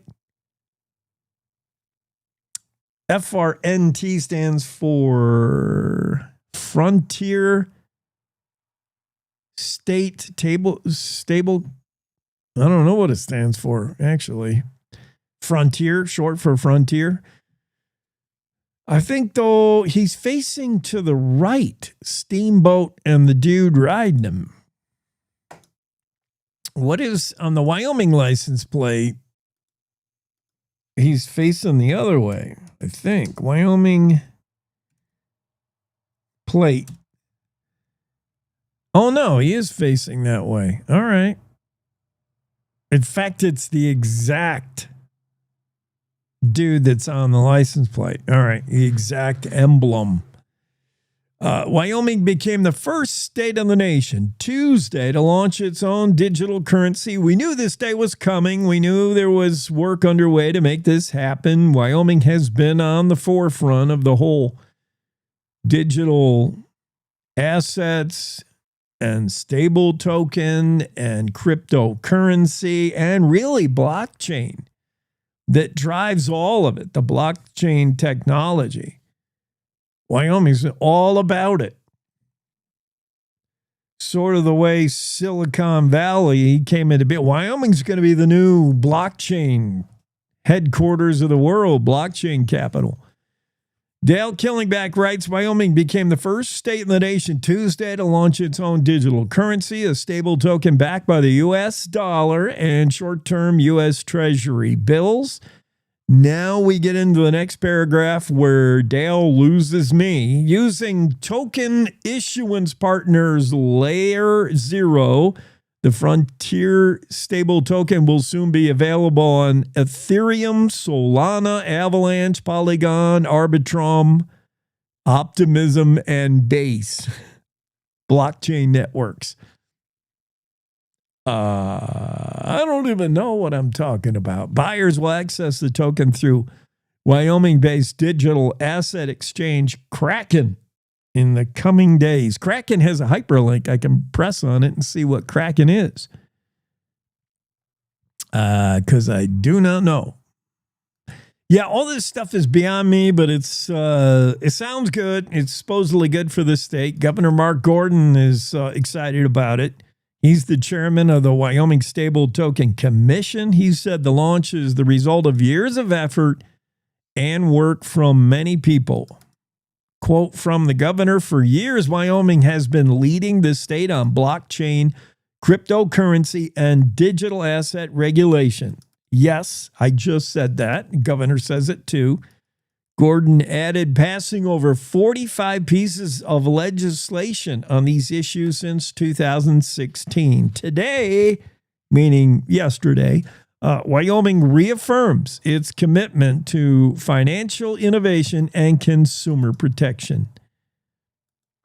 I'm not ready to go boldly into the cryptocurrency era, but I'm excited for the state that the state is, and the state has people that understand it, and that's where we're headed. Good news. Let's do a little bit of this day in history while we have a chance. Been a busy morning.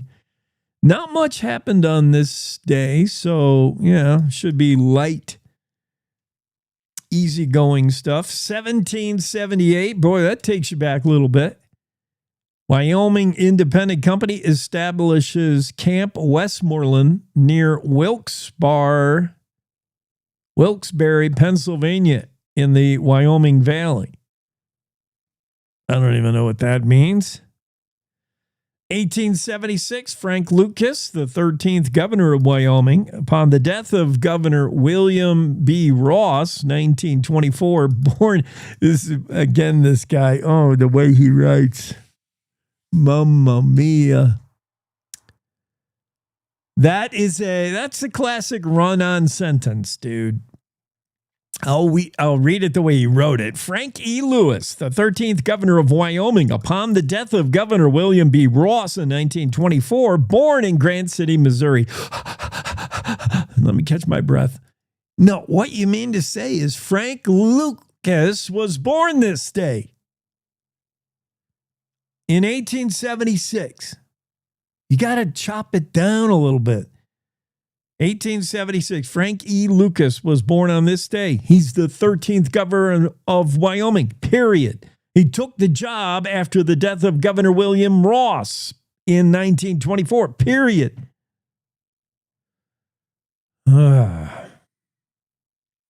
Lucas was then defeated by Nellie Taylor Ross and returned to his adopted town of Buffalo. That's Buffalo, Wyoming, not New York, and became the editor of the Buffalo Bulletin. His term as governor was a mere matter of months in length. Frank Lucas, born on this day, 1876. Doc Holliday, you know that guy, right?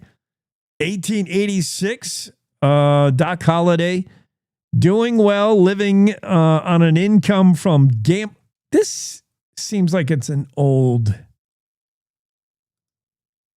I fear this is an old... This seems like I read these before. I'm sorry. I'm going to have to stop myself right in the middle of this, because I don't believe these are current this day in histories. Seems like I read these before. August 20th. Yeah, these are outdated. I got to update my script. The things that happened on this day, August 20th, 1804, Sergeant Charles Floyd of the Corps of Discovery died. He was the only member of the Corps of Discovery, otherwise known as Lewis and Clark expedition, to die during the existence of the Corps. Now, nobody died on the trip. 1804. This guy died, I think, before they even took off. Sergeant Charles Floyd. The Corps of Discovery was established. Lewis and Clark were taken off, and he died quick, early. 1870, this day, Camp Stambaugh near South Pass was established.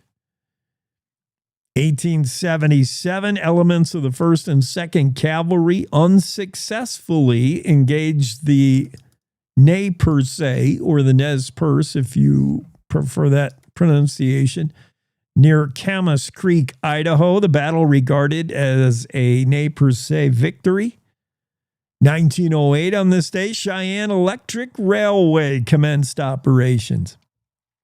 Disastrous fires in Montana on this day, 1910. 3 million acres burned in 2 days in Montana. 80 people died. Many structures were destroyed. 1913, the only pool hall in the county closed in Torrington. What do we have against pool halls back in the day? 1945, War Production Board ceases most of its activities on this day. I guess World War II is over now. 1946, restrictions on American truck production started during World War II came to an end. On this day in 1988 was known as Black Saturday in Yellowstone. You can imagine why. You know what was happening in 1988 in Yellowstone. It was the horrible fires. So much acreage burned. On this day alone, 150,000 acres burned in the fire known as Black Saturday. All these things happen on this day in history.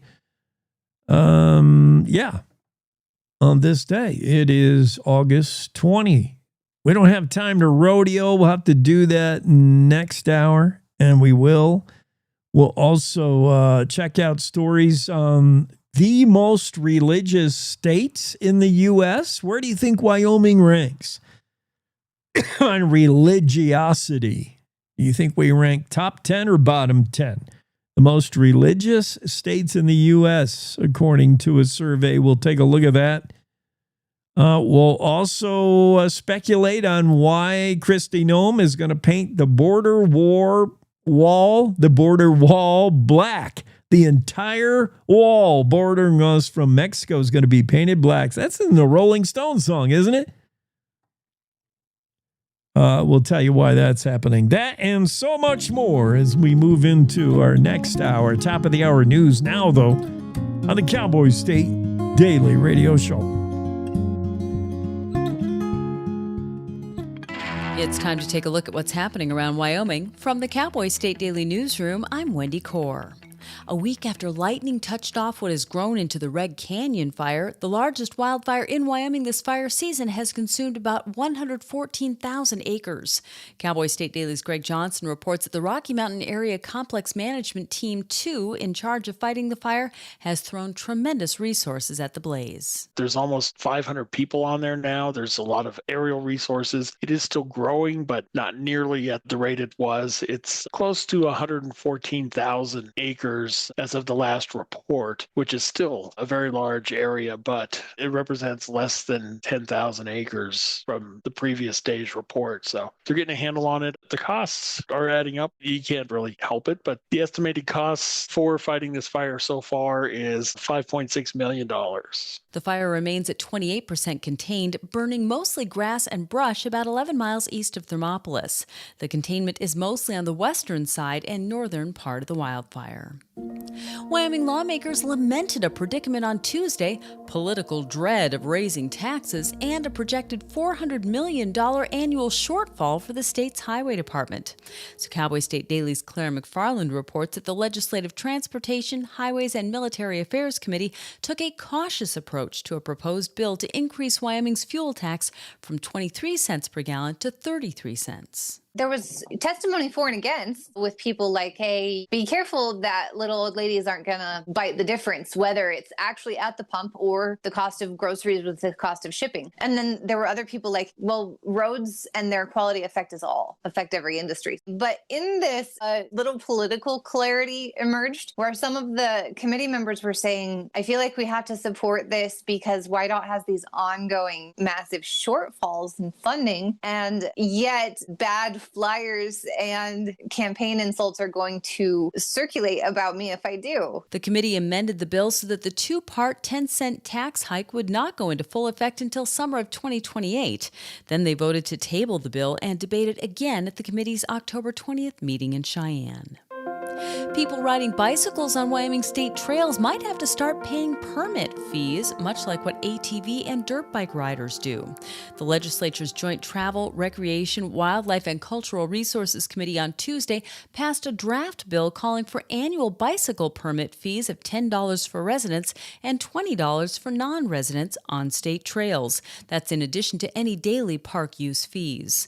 Cowboy State Daily's Mark Hines reports that advocates say these fees are sorely needed needed to keep up with ever-growing demand from mountain bikers, residents, and tourists alike. If you're going to ride a motorized vehicle like an ATV or a dirt bike, you have to get those permits, you have to get those stamps that you pay for and put on your vehicle. So it'd be the same thing for bicycles, and it would function the same way. It would raise money to go back into trail maintenance. And what a lot of people are saying is, yes, this is important because outdoor recreation is growing and growing and growing, and mountain biking is one of the fastest growing segments of that. The State Parks and Cultural Resources Office says that the money raised from bicycle permit fees could also be used to match federal grants, bringing in even more money to build and improve trails. I'll be back with more news right after this. Hey, Cowboy fans! Cowboy football single game tickets are on sale now. We can't wait to see you in War Memorial Stadium on Saturdays this fall.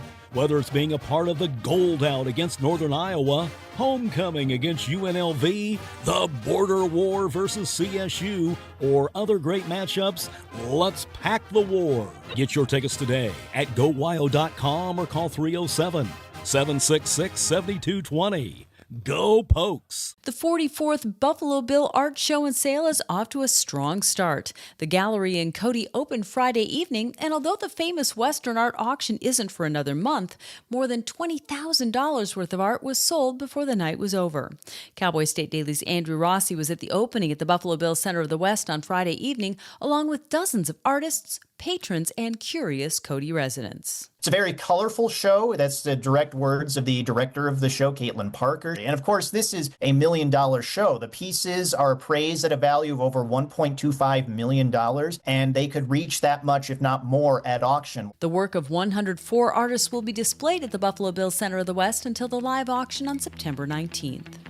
And that's today's news. Get your free digital subscription to Wyoming's only statewide newspaper by clicking on the daily newsletter button at cowboystatedaily.com. I'm Wendy Core for Cowboy State Daily. My name is Dre, and I had a stroke when I was only 16 years old.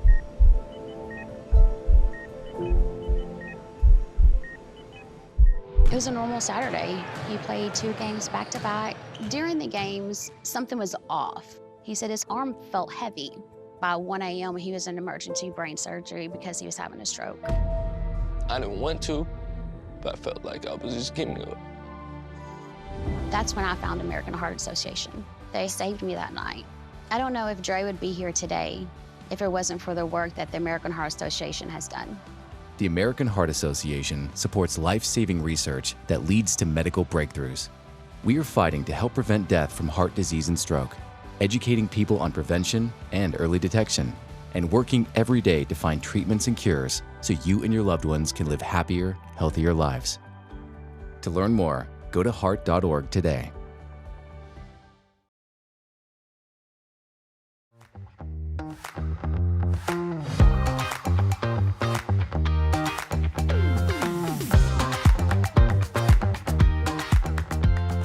Good morning, Zachary. Hey. How's everything? Doing good on this Wednesday. All right. I've got a minor crisis here, so I'll need you to take over the show by yourself while I go. We got a pop-up thunderstorm, and I left a whole bunch of stuff out on the porch I got to bring in, and the cat has killed a bird, a big bird. Whoa. And he wants to bring it in and show me, and now he's eating it. Oh, man. Well, don't let him have it all. You got to make the cat share with you. Jeff, right, let me get some of that bird. You can't eat that whole bird. You got to teach that cat some manners. This cat, he's half wild. He's almost all wild. The best cats are. Your story, the world needs more feel-good stories. This is as positive an ending as it can have for Buffalo Bob Newman, who made his last motorcycle ride, that's for sure. You know, we all get to an age where you think this could be my last ride before I got to put the bike up. Usually a wife makes that decision for you. Buffalo Bob made one ride too many, I think. We talked to the daughter. She was so appreciative of the two, what she says are heroes. Paint the story for us. Take us back. This was a couple days ago. Bob Newman's ride where it didn't end well for him. Yeah, it's kind of tragic and yet feel good at the same time. Bob Newman, Buffalo Bob, part of the biker club, the Honor Guard of Montana, decided, like you say, he's been riding a long, long time, but he knew he was getting up there. He was getting old, and he said, I might be selling my bike soon. I want to do a couple more fun rides before that happens. And he has a daughter who lives down in Lyman. And he wanted to visit her, and he got on the bike and he started heading out. Now, you could tell that something was not quite right shortly into the ride. He called his daughter. He said, my back's hurting. I'm not going to make it. And she got him a hotel in Lander. And the next morning, she hears from him to discover, oh my gosh, he's heading the complete wrong direction. He's ended up in Du Bois. And this has never happened. He's made this same trek many times before. And she could tell, okay, something's a little bit off. He's a little confused. I'm not sure what it is, but she got him back on the right track, and he headed down. Well, it turns out that whatever was happening, it got worse because he didn't even make it to Farson before his bike veered off the side of the road. He was in the gravel shoulder for as long as 200 feet before the peg caught the ground. He flipped.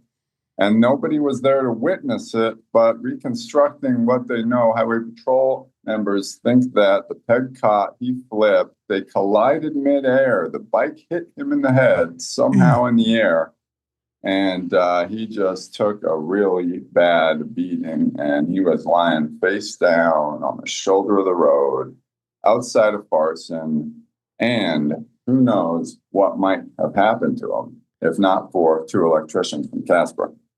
Yeah, that Highway 28 is, depending on time of day, not super well traveled. You could be there quite a while. These two guys happen along. But now, going back to Buffalo Bob, what might have been happening with him, we talked to the daughter. He's had some health issues. This guy's had heart issues. He's on medication. There could be a case of low blood sugar, whatever it is. He wasn't 100% on this ride. Not at all, and you wonder, he's taking any number of medications. How do these things interact? Why was it now versus some other time? He's a diabetic. He's had 3 heart attacks, like you mentioned before. He's on a variety of medications for it. So who knows what plays into these things, but this is how it ended up on this particular day. And was it not for these electricians? And they were pretty hot on his tail, like you say, Farson, this is not a popular road. Had they not seen him, we don't know what had happened, but they saw a billowing plume of dust up ahead and didn't think much of it, but they arrived, and it quickly becomes clear, wow, this is trouble. And their first thoughts, and this is Cody Carpenter, he says, there's no way this guy's alive. Yeah. Just based on what he can tell from the immediate scene, not a chance. You know, and the relief these guys felt when they started to hear him groan, right? They said, okay, he's alive. 911 is on the phone by now. And they start, working with him. You get him out of the sun. They get him rolled over. They're keeping him conscious. They're just right there with him. But the fact that they were there so quick, had dispatch on the phone so quickly, could have been the difference. Yeah, this is probably life-saving stuff. Cody Carpenter, Jacob Lanier, just a couple of Casper-based electricians on their way to Evanston for a job, just happened to be right place, right time. Bob's daughter would call them guardian angels. They were placed there at that time in that place. She's pretty sure of that. And evidence that maybe there could have been a pay it forward kind of moment. You found a story behind the story with Jacob Lanier and something that happened when he was a kid. Yeah, it's kind of funny. You talk to these guys and they will not let you use the word hero. They say, we are not heroes. Yeah. We did what anybody would have done. We were right there. That's what anybody would have done. Don't call us heroes. But there is kind of a sense when you talk to Jacob, it's like what this experience reminded him of is a time that he was in a bad accident. He was driving with his grandparents. He's just a 10-year-old, and he was hit head on by a drunk driver, and it was a bad accident. And he recalls that there were Samaritans on the side of the road that helped him out at that moment. And it's a very crucial, scary moment for this 10-year-old in a wreck with his grandparents. They get him out of the car. They get a blanket on him. They sit with him and wait until EMS arrives. And he's thinking about that entire experience anew now, and it, adds kind of a layered meaning to both sides of this story, which is a really powerful part of it. Definitely. I wonder if that was sort of becoming a distant memory for Jacob, and then all of a sudden it's all brought back when he gets to be the guy who is the Good Samaritan who just does what he can. I can't believe they even got a 911 call out from that area. There isn't much out there around Farson. Yeah, and people should know that. They had no cell service. There was a worry about that, but you can get out even without cell service when you call 911. That's the emergency system's in place for that. So. Yeah, and the dispatch said, as you know, with a head injury, keep him talking. We saw the helmet and the bike, man. That was a smash up. Man, tell me about it, right? The back of the helmet just cracked badly, Yeah, that's not. And he doesn't remember any of it. He does not remember a single piece of that accident. He doesn't remember veering off the road, flipping, nothing. Yeah. Yeah, Carpenter, one of the two guys who we'll call a hero, Carpenter said that Bob was pretty out of it, kept asking the same questions over and over, which I would have asked too. What happened and how's my bike? That probably would have been my two questions. What the heck happened and where's my bike? Yeah, the pressing things at that moment, the bike, Well, the bike's gone, Bob. That'll be enough of the bike. On to safer modes of transveyance.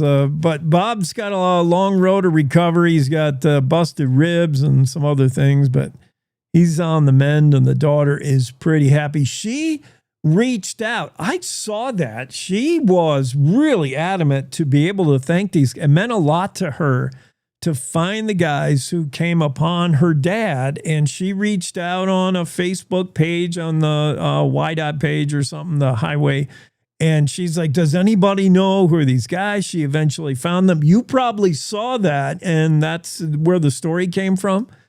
Yeah, that's what I saw. I saw, who's this? Well, what's going on here? This woman is reaching out for these Samaritans, these angels. Who are they?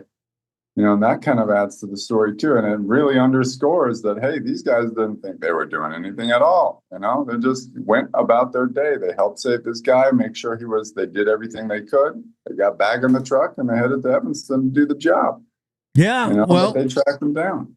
If anything, your story can serve as their doctor's note for why they were late to their electrician gig in Evanston. We had to stop and save a guy's life.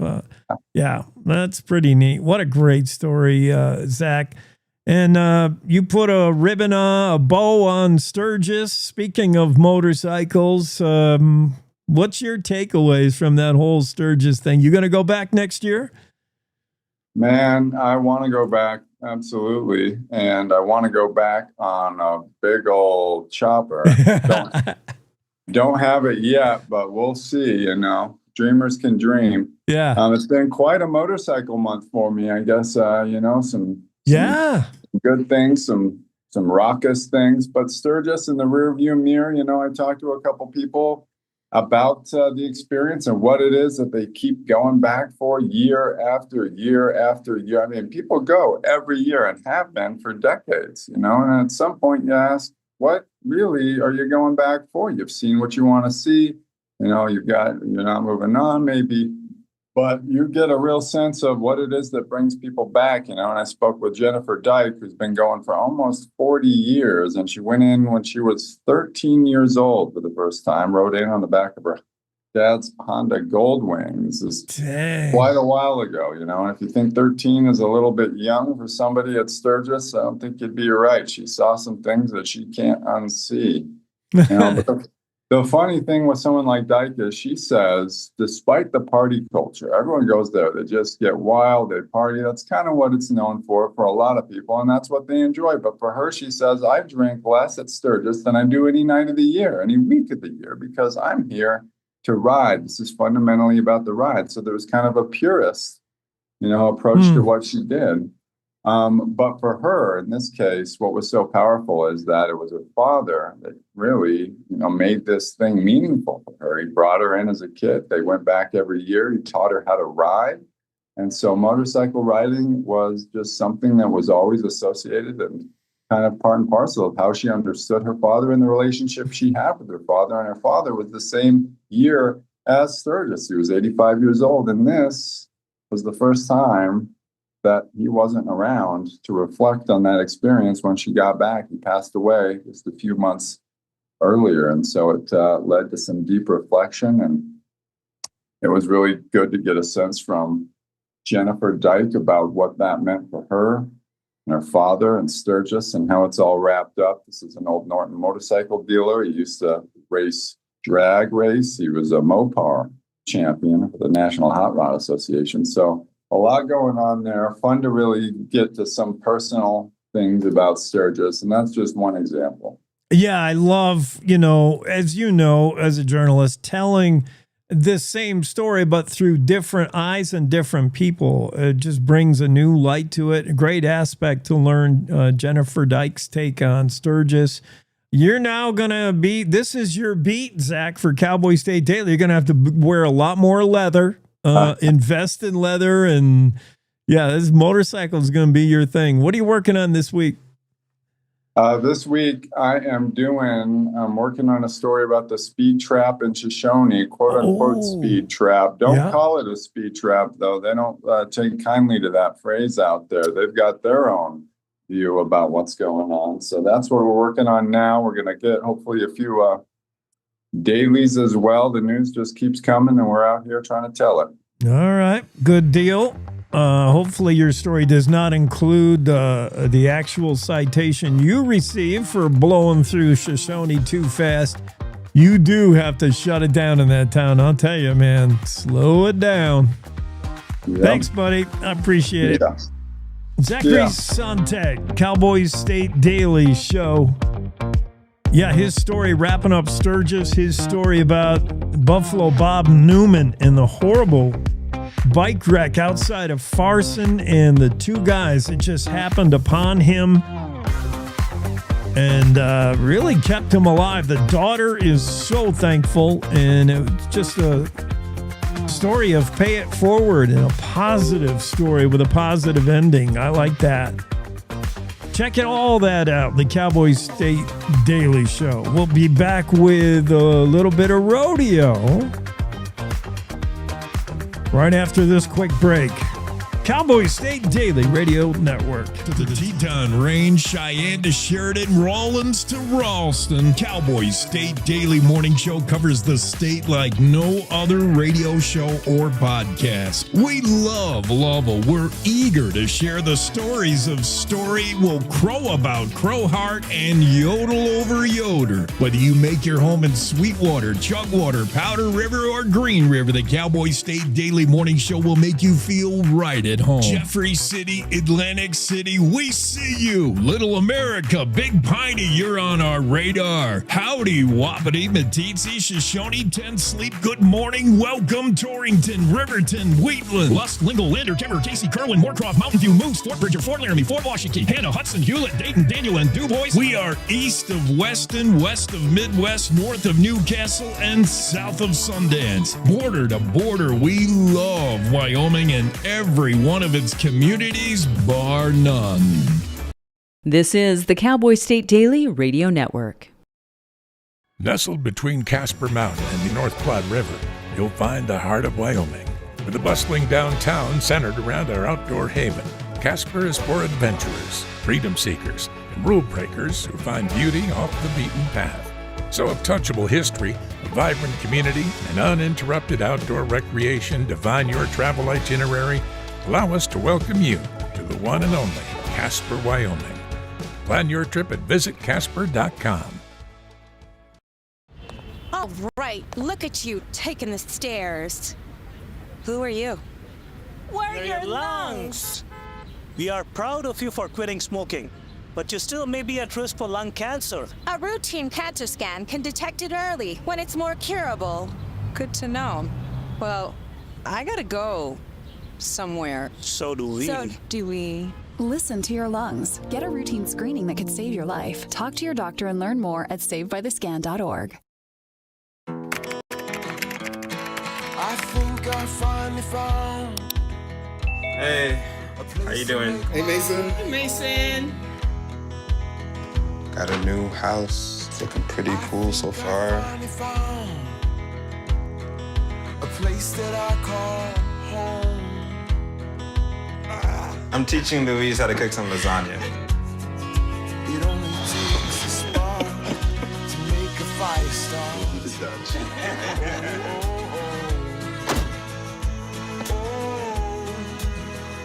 Thank you. Study, please.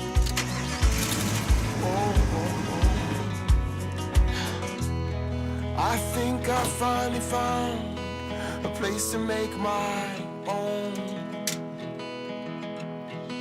A place that I call home. This place that I call home.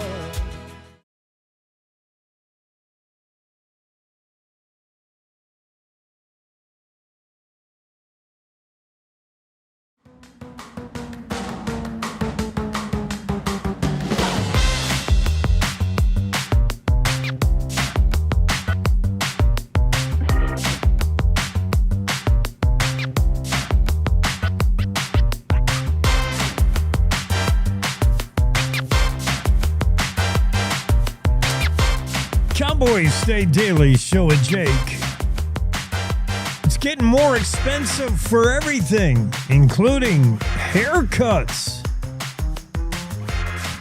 States where people spend the most and least on hair care, getting your hair cut.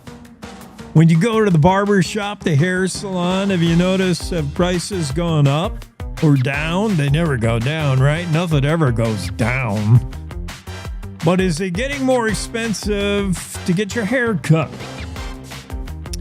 The average haircut in 2005, 20 years ago, cost $20. Now, the average haircut is $35. This is primarily for men at a barbershop. I think women at a hair salon spend way more than that. But for the average guy, and I think that's what it is for me here in pricey Jackson, like $35. That's the average. According to data from the Bureau of Labor Statistics, the most expensive state to get your hairs cut in. Would you care to throw a guess? You're never gonna get it. Cost of a haircut, most expensive in Arkansas. What? Probably because they only go once a year to get their beard trimmed. Arkansas, number one.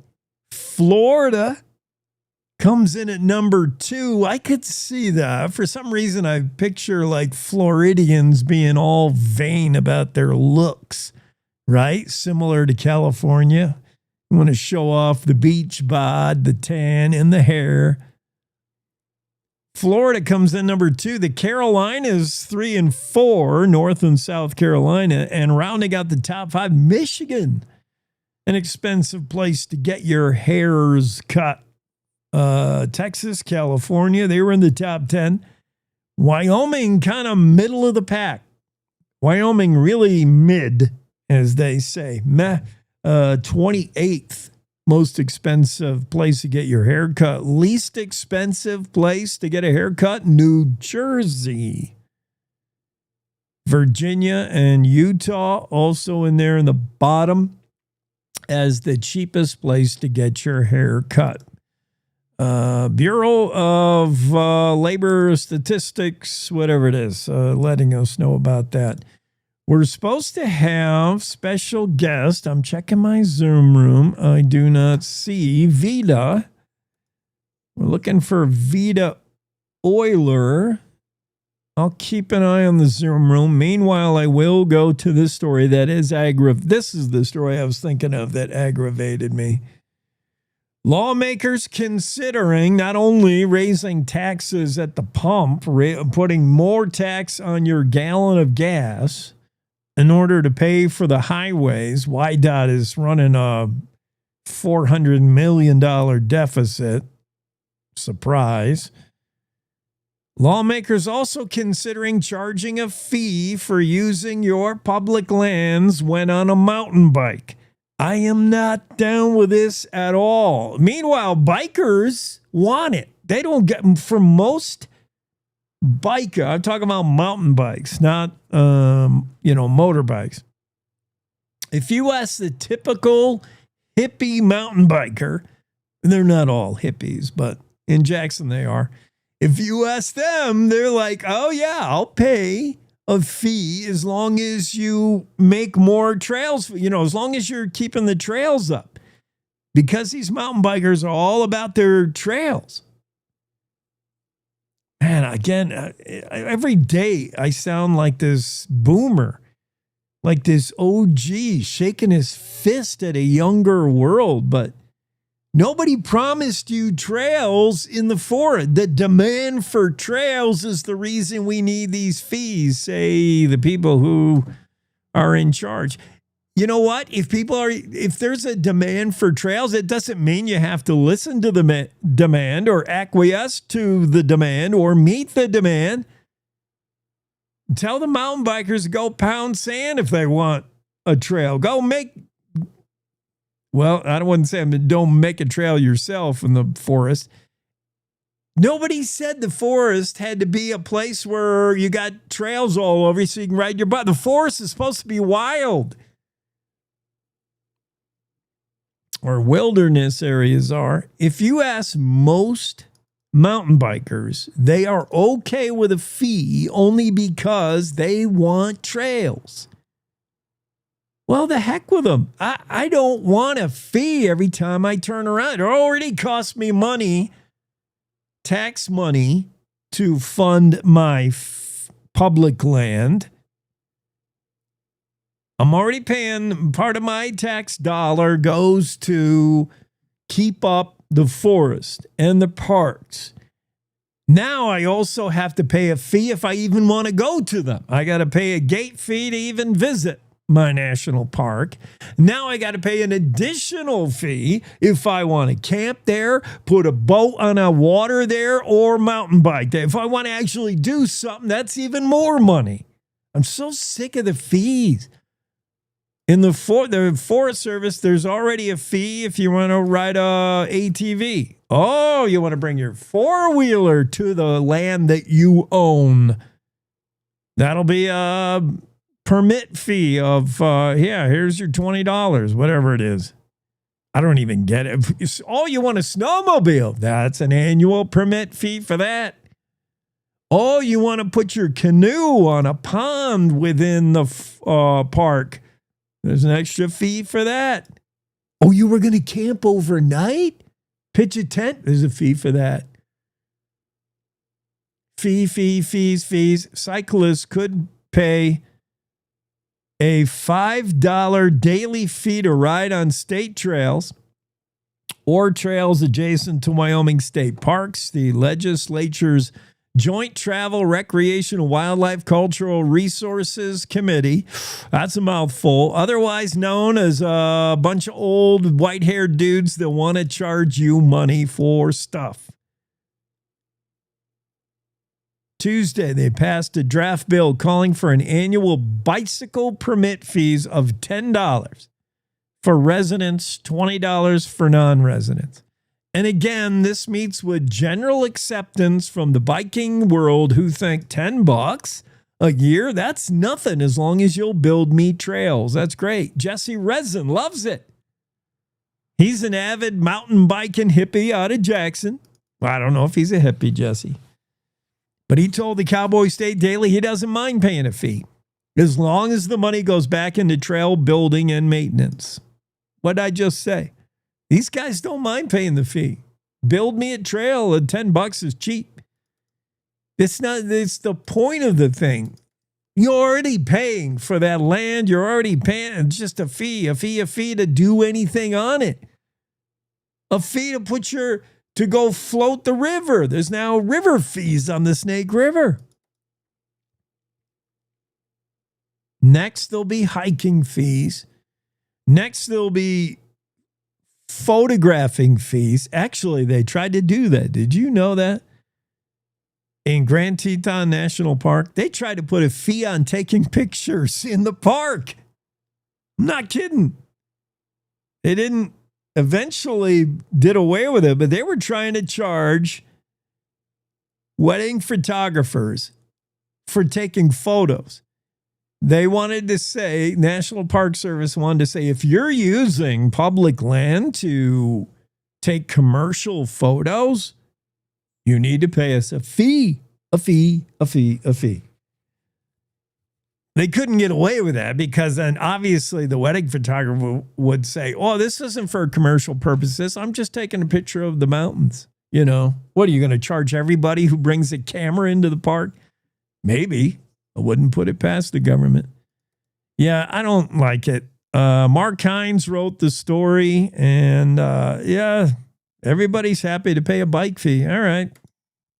Let's just all dig a little deeper. Pay the fees to use the land that you're already paying for. Here's a good story. The honor system works. You could never get away with this anywhere else in the U.S. of A. We just had a guest on today, Cartnarks, Agent Sebastian, whose whole YouTube channel is based on the premise that your fellow man can't be trusted to even put his shopping cart away. And here is a food stand, a fruit stand, a farm stand, a farmer's, what do you call them? You know, when you see a food stand outside the highway, here's one that is unmanned. You go and take what you want and you leave your money. How would that ever work? That wouldn't work in Arkansas, where the whole state's on meth. It would never work in your big cities, where it's hard to find anybody honest. In New York, California. It would only work in Wyoming. Great story. Road 12 farm stand, which goes largely unmanned, relies on customers' honesty. Dale Killingback's story that dropped on August 16th. The honor system still works in the Cowboy state. A year of success for the roadside honor farm stand in Worland. The stand is stocked full of vegetables, baked goods, desserts, eggs, flowers. Pretty much there's nobody there anytime you stop, but you can go grab a pie, grab some flowers, grab some fresh vegetables. Just don't forget to leave your money. There's a little place you can leave the money for it. Prices are all there. Saturday, 9 a.m. Is a good time to get there. Get there quick if you want to bake goods. They go fast. The stand has been open about 3 Saturdays a month so far this year. Social media page gives customers a heads up on what dates they can visit and when. And it's Christian Sherman runs the whole deal, and she said there hasn't been any issues. Zucchini bread, cheese cakes, cornbread, danishes, donuts, biscuits, macarons. It's all on the menu, and there's hardly anybody ever there. But that's okay. If Kristen, Alex, or Tabby aren't there, they just hope that you do the right thing. And they say so far, everybody doing the right thing. I love it. The Road 12 farm stand works on the honor system, and it wouldn't work anywhere else in America. Good to know. And a great story from Dale Killingback. It's time to rodeo with the Western Ag Network and the Rodeo Roadshow. It's the Rodeo Roadshow on the Western Ag Network. Hi, everybody. I'm Will Rasmussen. Glad to have you along. I'm from Salmon, Idaho this week. My hometown rodeo, as a matter of fact, just around the corner. It's another busy rodeo weekend, and all the real action is right up here in the Northwest, or at least some of the major rodeos are going on. We'll talk about those majors going on when we come back. Cattle Producers Cattle Country Videos Frontier Fall Roundup video sale is Thursday, September 11th from Cheyenne, Wyoming. Sale takes place at the Cheyenne Frontier Days Event Center. However, deadline for the Frontier Fall Roundup video sale is coming up fast. It's Friday, August 22nd. So take advantage of this record high cattle market and be sure to contact a Cattle Country Video rep in your area to consign, or you can visit cattlecountryvideo.com. Good news, beef producers. Consumers' opinions and preferences on beef are becoming more transparent month after month. Your checkoff dollar supports state-of-the-art research that taps into thousands of consumers' eating habits every month to track modern trends in meat demand and other proteins. With this knowledge, the Beef Checkoff can invest your dollars more wisely in future projects, empower the industry, and strengthen beef's place in the market. Get the full story at yourdollardoes.com. Funded by the Beef Checkoff. Last week ended one of the, if not the busiest rodeo weekends in all of professional rodeo, maybe other than the 4th of July, where all those major rodeos happen. Last weekend was jam-packed full. Well, the action continues to be packed as we race for the end of the regular season, which is September 30th. Labor Day's on the horizon. That's next weekend. This week, major rodeos going on in Bremerton, Washington, Kennewick, Washington, the Horse Heaven Roundup, the Golden Spike Arena in Tremont, Utah will be full of rodeo stars. Coeur d'Alene, Idaho has become one of the majors as well, as has Salmon, Idaho, where I'm at this weekend. So those are 5 rodeos. Now, the distances between those rodeos sound like a long way to you and I, and they are. However, to a rodeo cowboy who has made trips recently from Dodge City, Kansas to Great Falls, Montana in an overnight journey, this schedule isn't too bad. So Shane Hanchey and I were talking just the other day, that world champion tie-down roper, that the Northwest is the place to be. Those are the majors going on in the Northwest, and a lot of rodeo action, a lot of money to be won. I'm Will Rasmussen on the Western Ag Network.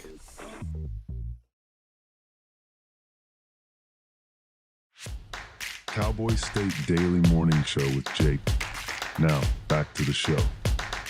Yeah, back to it. We promised we'd tell you why Kristi Noem is painting the border wall black.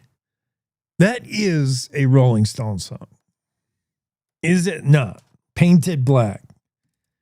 It's the one that sounds like it has a sitar in it. It must be painted black. Paint it. I can't play the song because whatever record company. Yeah, Painted Black. 1966. Rolling Stones, Painted Black. They're going to paint it black. The border wall. Any guesses to why they would do that? That song. Yeah, it's got the sitar. Good song. Kristi Noem said she got the idea, otherwise known as command, from President Trump, who said, paint that border wall black. It's to curtail illegal immigrants from climbing it. And again, I had the question, okay, why can't they climb a black wall? I mean, what's the difference if it's white or black or yellow? The idea being the black wall will be super hot or that much hotter than another color, while the black will attract heat, which, I think we all know If you've got something black, if you're sitting out there on your patio on a sunshiny day and you touch something black, like my grill is black, if I touch it, it is hot.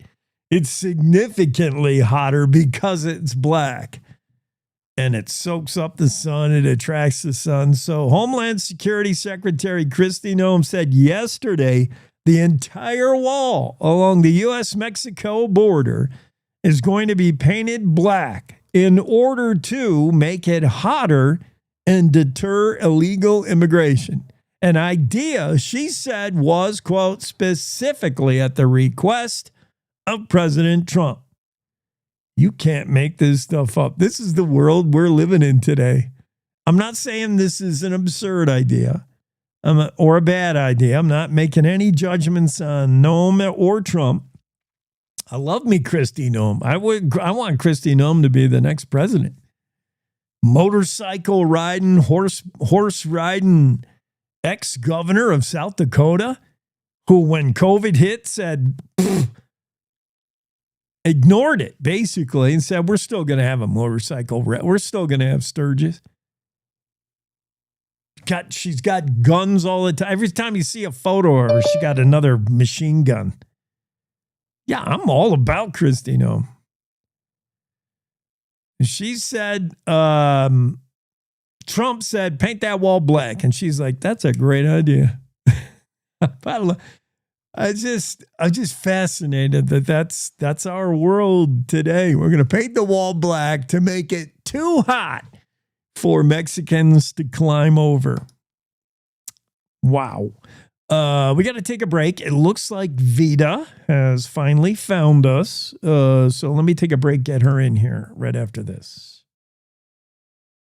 Wyoming is the cowboy state. From corner to corner, there are so many stories to be told, and more cowboys and cowgirls are turning to the Cowboy State Daily News team to keep them in touch with what's happening both locally and in other parts of Wyoming. I'm Riley Strand, videographer and production assistant for Cowboy State Daily Video News. We're proud to bring the most important stories to our viewers every day. The stories that start conversations, the stories that make us laugh, the stories that make us think. Our experienced journalists at Cowboy State Daily are crisscrossing the state every day, talking to those who know the news best. Every day, host Wendy Core and I talk to the reporters who are covering the topics, issues, and people that are important to Wyomingites. And in our daily newscast, we bring you those stories.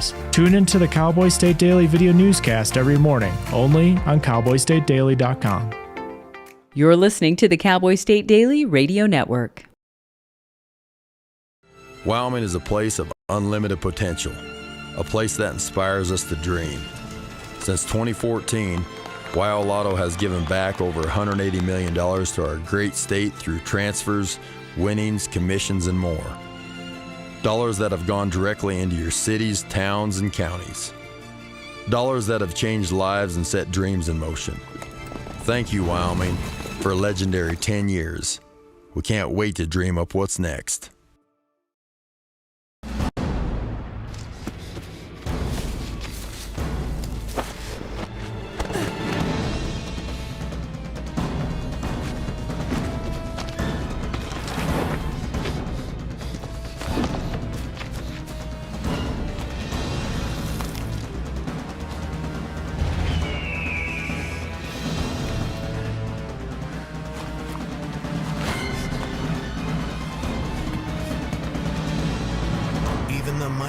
Might not see it coming. It's prediabetes, and it captures 1 in 3 adults. You may not even know you have it, but you can escape. Take the 1-minute prediabetes risk test to know where you stand. With early diagnosis, you can change the outcome and prevent or delay type 2 diabetes. Be your own hero on smartphones everywhere at doihaveprediabetes.org. I wanted to talk with you and your mom today, Lily, because of some of the changes your friends and teachers have seen in you lately. And along with the incident the other day, you were with Derek when he was caught selling marijuana. Yeah, he was selling it. Honey, we know. But we care about you and want to know what's going on. That's right. We'd like to understand it better and see how we might help. And if weed is a part of it, we want to make sure you know about the negative consequences for someone your age. So, can we talk? Talk. They hear you.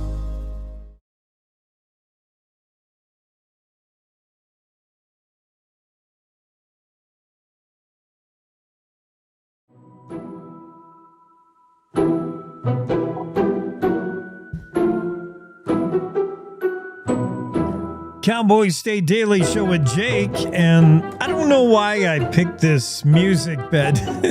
It sounds so creepy. It was just random, Vita. Vita Euler is with us. Vita is a dedicated rehabilitation counselor specializing in chronic pain management. She knows chronic pain, believe me, over 3 decades of it. We'll talk about that in a minute. You still working on a doctorate at San Diego State University? Yes, I am. All right. And you are the author of Got Pain? Now what?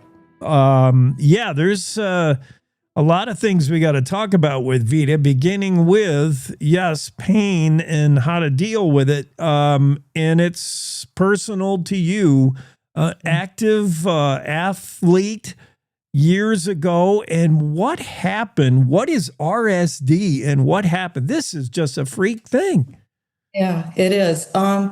Reflex sympathetic dystrophy is a chronic pain syndrome that sets up after a traumatic event. Mine was running, and I stepped on a rock, and it was casted for a hairline fracture, and my foot started turning blue. Doctor took off the cast, and he said that I had something known as reflex sympathetic dystrophy, which was first diagnosed during the Civil War. And it affects the muscles, the bones, the nerves, the skin. It's just a chronic pain that sets up, and there's really no cure for it. It sets up somewhere along the spinal column for some reason. And it affects pretty much the limbs. I have in 4, you can see my hands are red. Yeah. Yeah. But, and my legs, I got it too. I with one foot that I injured, then it went to my other foot, and then my leg, and then my hands. Just super unusual. And I want to say it's almost like a phantom pain thing where your system is telling you have pain, but you really don't. But look at it manifest on skin. Like there's something going on. So I can imagine maybe like stages of grief, Vita. What was your initial reaction? Like, I can't believe this is happening. I don't understand what it is. You probably wanted to research it. Like, what's happening to me? Oh, yeah, definitely. Like, what is reflex sympathetic dystrophy? Yeah. Even my doctor didn't even know how to answer that.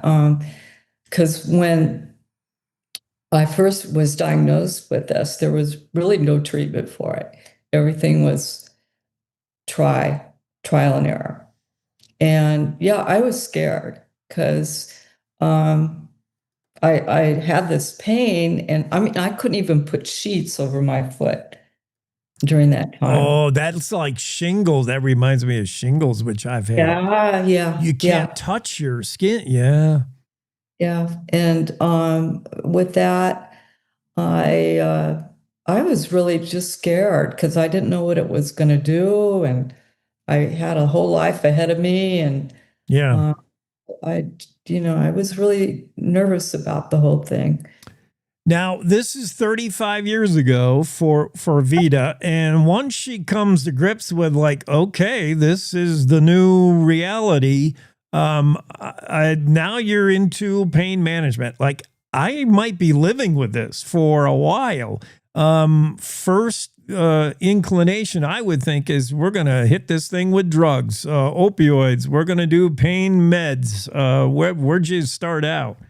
Yeah. Well, again, doctors put me on pain meds, and I did not like being on those because Yeah. I felt like, I don't know what a zombie feels like, but you're just out of it. And I said, I can't live like this. No way. And they tried other treatment modalities like sympathetic blocks, where they go into the sympathetic nerve system and they do blocks there. Had surgeries to try figure out, well, if we cut a nerve, maybe that's going to stop the pain. Or it was all kind of experimental. But I was unhappy with where it was going. And I wanted was to get back to my life again. I mean, I wanted to resume the running that I used to enjoy, and going back to work because it affects your work. Yeah. Uh, you know, So the medications, any kind of surgery, that's like putting a Band-Aid on the issue. If this is going to be you, if you're going to live with pain for any amount of time, 35 years, 35 days, you're going to have to alter your thinking. You're going to have to change what you think about pain, how you deal with pain. And that's where you have become the expert, the author. You're sharing your personal trials, and you're helping other people. What is the first step to overcoming? I mean, do you make the pain go away, or you learn how to live with it? Or what do you do? well, that was the thing, doctors. I'm sorry, there's nothing we could do for you. You're just going to have to learn how to live with it. Yeah. And that was when I said, well, how am I going to live with this? What is out there that I could, learn to live with it? So I started looking at focusing by making goals. Like today, I'm just going to use this as an example, but today I'm going to get up and I'm going to make my bed, and then I'm going to wash the dishes. Okay. Little by little, I have in my book, I have like a little outline that you could do. But you make that goal, you focus on it, make the bed. Oh, I did it. Pat yourself on the shoulder. Okay. How did you feel? Every day you increase your goals. Every day you focus on something. Because I found that focusing on something else other than like for me, my foot, I was doing a lot better. And I found different things that helped me from, prayer, meditation on prayer or whatever. That for me, that was really important for me. And then I found physical therapy helped me, by stretching, doing little things like that. I brought in laughter. And laughter, I'm saying, at that time, I Love Lucy was on, so I couldn't help but watch I Love Lucy because it was her comedy. Yeah. Lucille Ball has released a lot of endorphins in her time. Yes. She's been good. I know I refer people, like some of my clients, I refer them to watching some old Lucille Ball. So that's your prescription. Yeah. 27-minute dose of Lucy. Yeah, I like it. We're talking to Vita Euler, who has lived with pain for 35 years now, and she's sharing what she's learned in a book that you can go get. Got Pain, Now What? Whether you're faced with a lifetime of pain or, me, the other day I had a toothache, and if I have a toothache for one day, I think I can never live with this pain, but I love what you're saying. Set small, achievable goals. Turn I can't into I can. It's the power of mindset, goal setting. Just a simple thing. I'll get up and wash the dishes today. That proves to your brain, I didn't let pain beat me this morning. I didn't let pain beat me this afternoon. Like you just build on that, I would imagine. Fascinating stuff. Where can we find the book? Where? Online, bookstores, everywhere, right? Bookstores everywhere, online. Amazon is a big one. Walmart, and all Barnes and Noble. All the bookstores will have the book. Let's see. Yeah, pretty much online. Yeah. You can start out on the interwebs, learn more. Vita's book is mentioned. Some useful free tips for you if you're living with pain. It's on the website navigatingpain.com. That's Vita Euler, and learn how she did it. Benefit from someone who's been there, done that, and is doing that every day. Vita, hang in there. Thank you so much. Thank you so much for having me. All right, different music this time. Yeah, you bet. Have a super great Wednesday. Oh, thank you. Thank you so much. I'm going to send you, did you get the book? I haven't sent it yet, but can I send it to you? Yeah, I'm, you never know when I might have pain again. Toothache, shingles. No pain, but just for the book, just for your, yeah, I'd love to do that. Absolutely. Sign it for me. Also, thank you. Thank you so much. Have a great day. You too. Thank you. Vita Euler on the show, Cowboy State Daily. Yeah, that's a book. I've seen her interviewed on Dr. L. I've seen she's pretty big deal. She's pretty famous, and she'll help you overcome chronic pain. That's for sure. Check it out online. Like I said, navigatingpain.com, or look for the book, Got Pain, Now What? Navigating Through a Journey of Pain, Vita Euler. And yeah, just RSD. That's crazy to think about. Well, that's going to wrap us up. We're out of time today on a Wednesday. We'll do it again tomorrow, same time, same thing, only even better. You know, every day we just try to get better. Cowboy State Daily Show with Jake, and thank you for joining us. Have a great Wednesday, everybody.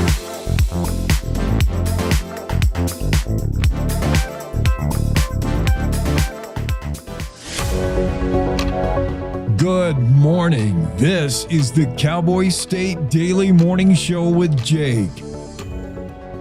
The new way Wyoming wakes up.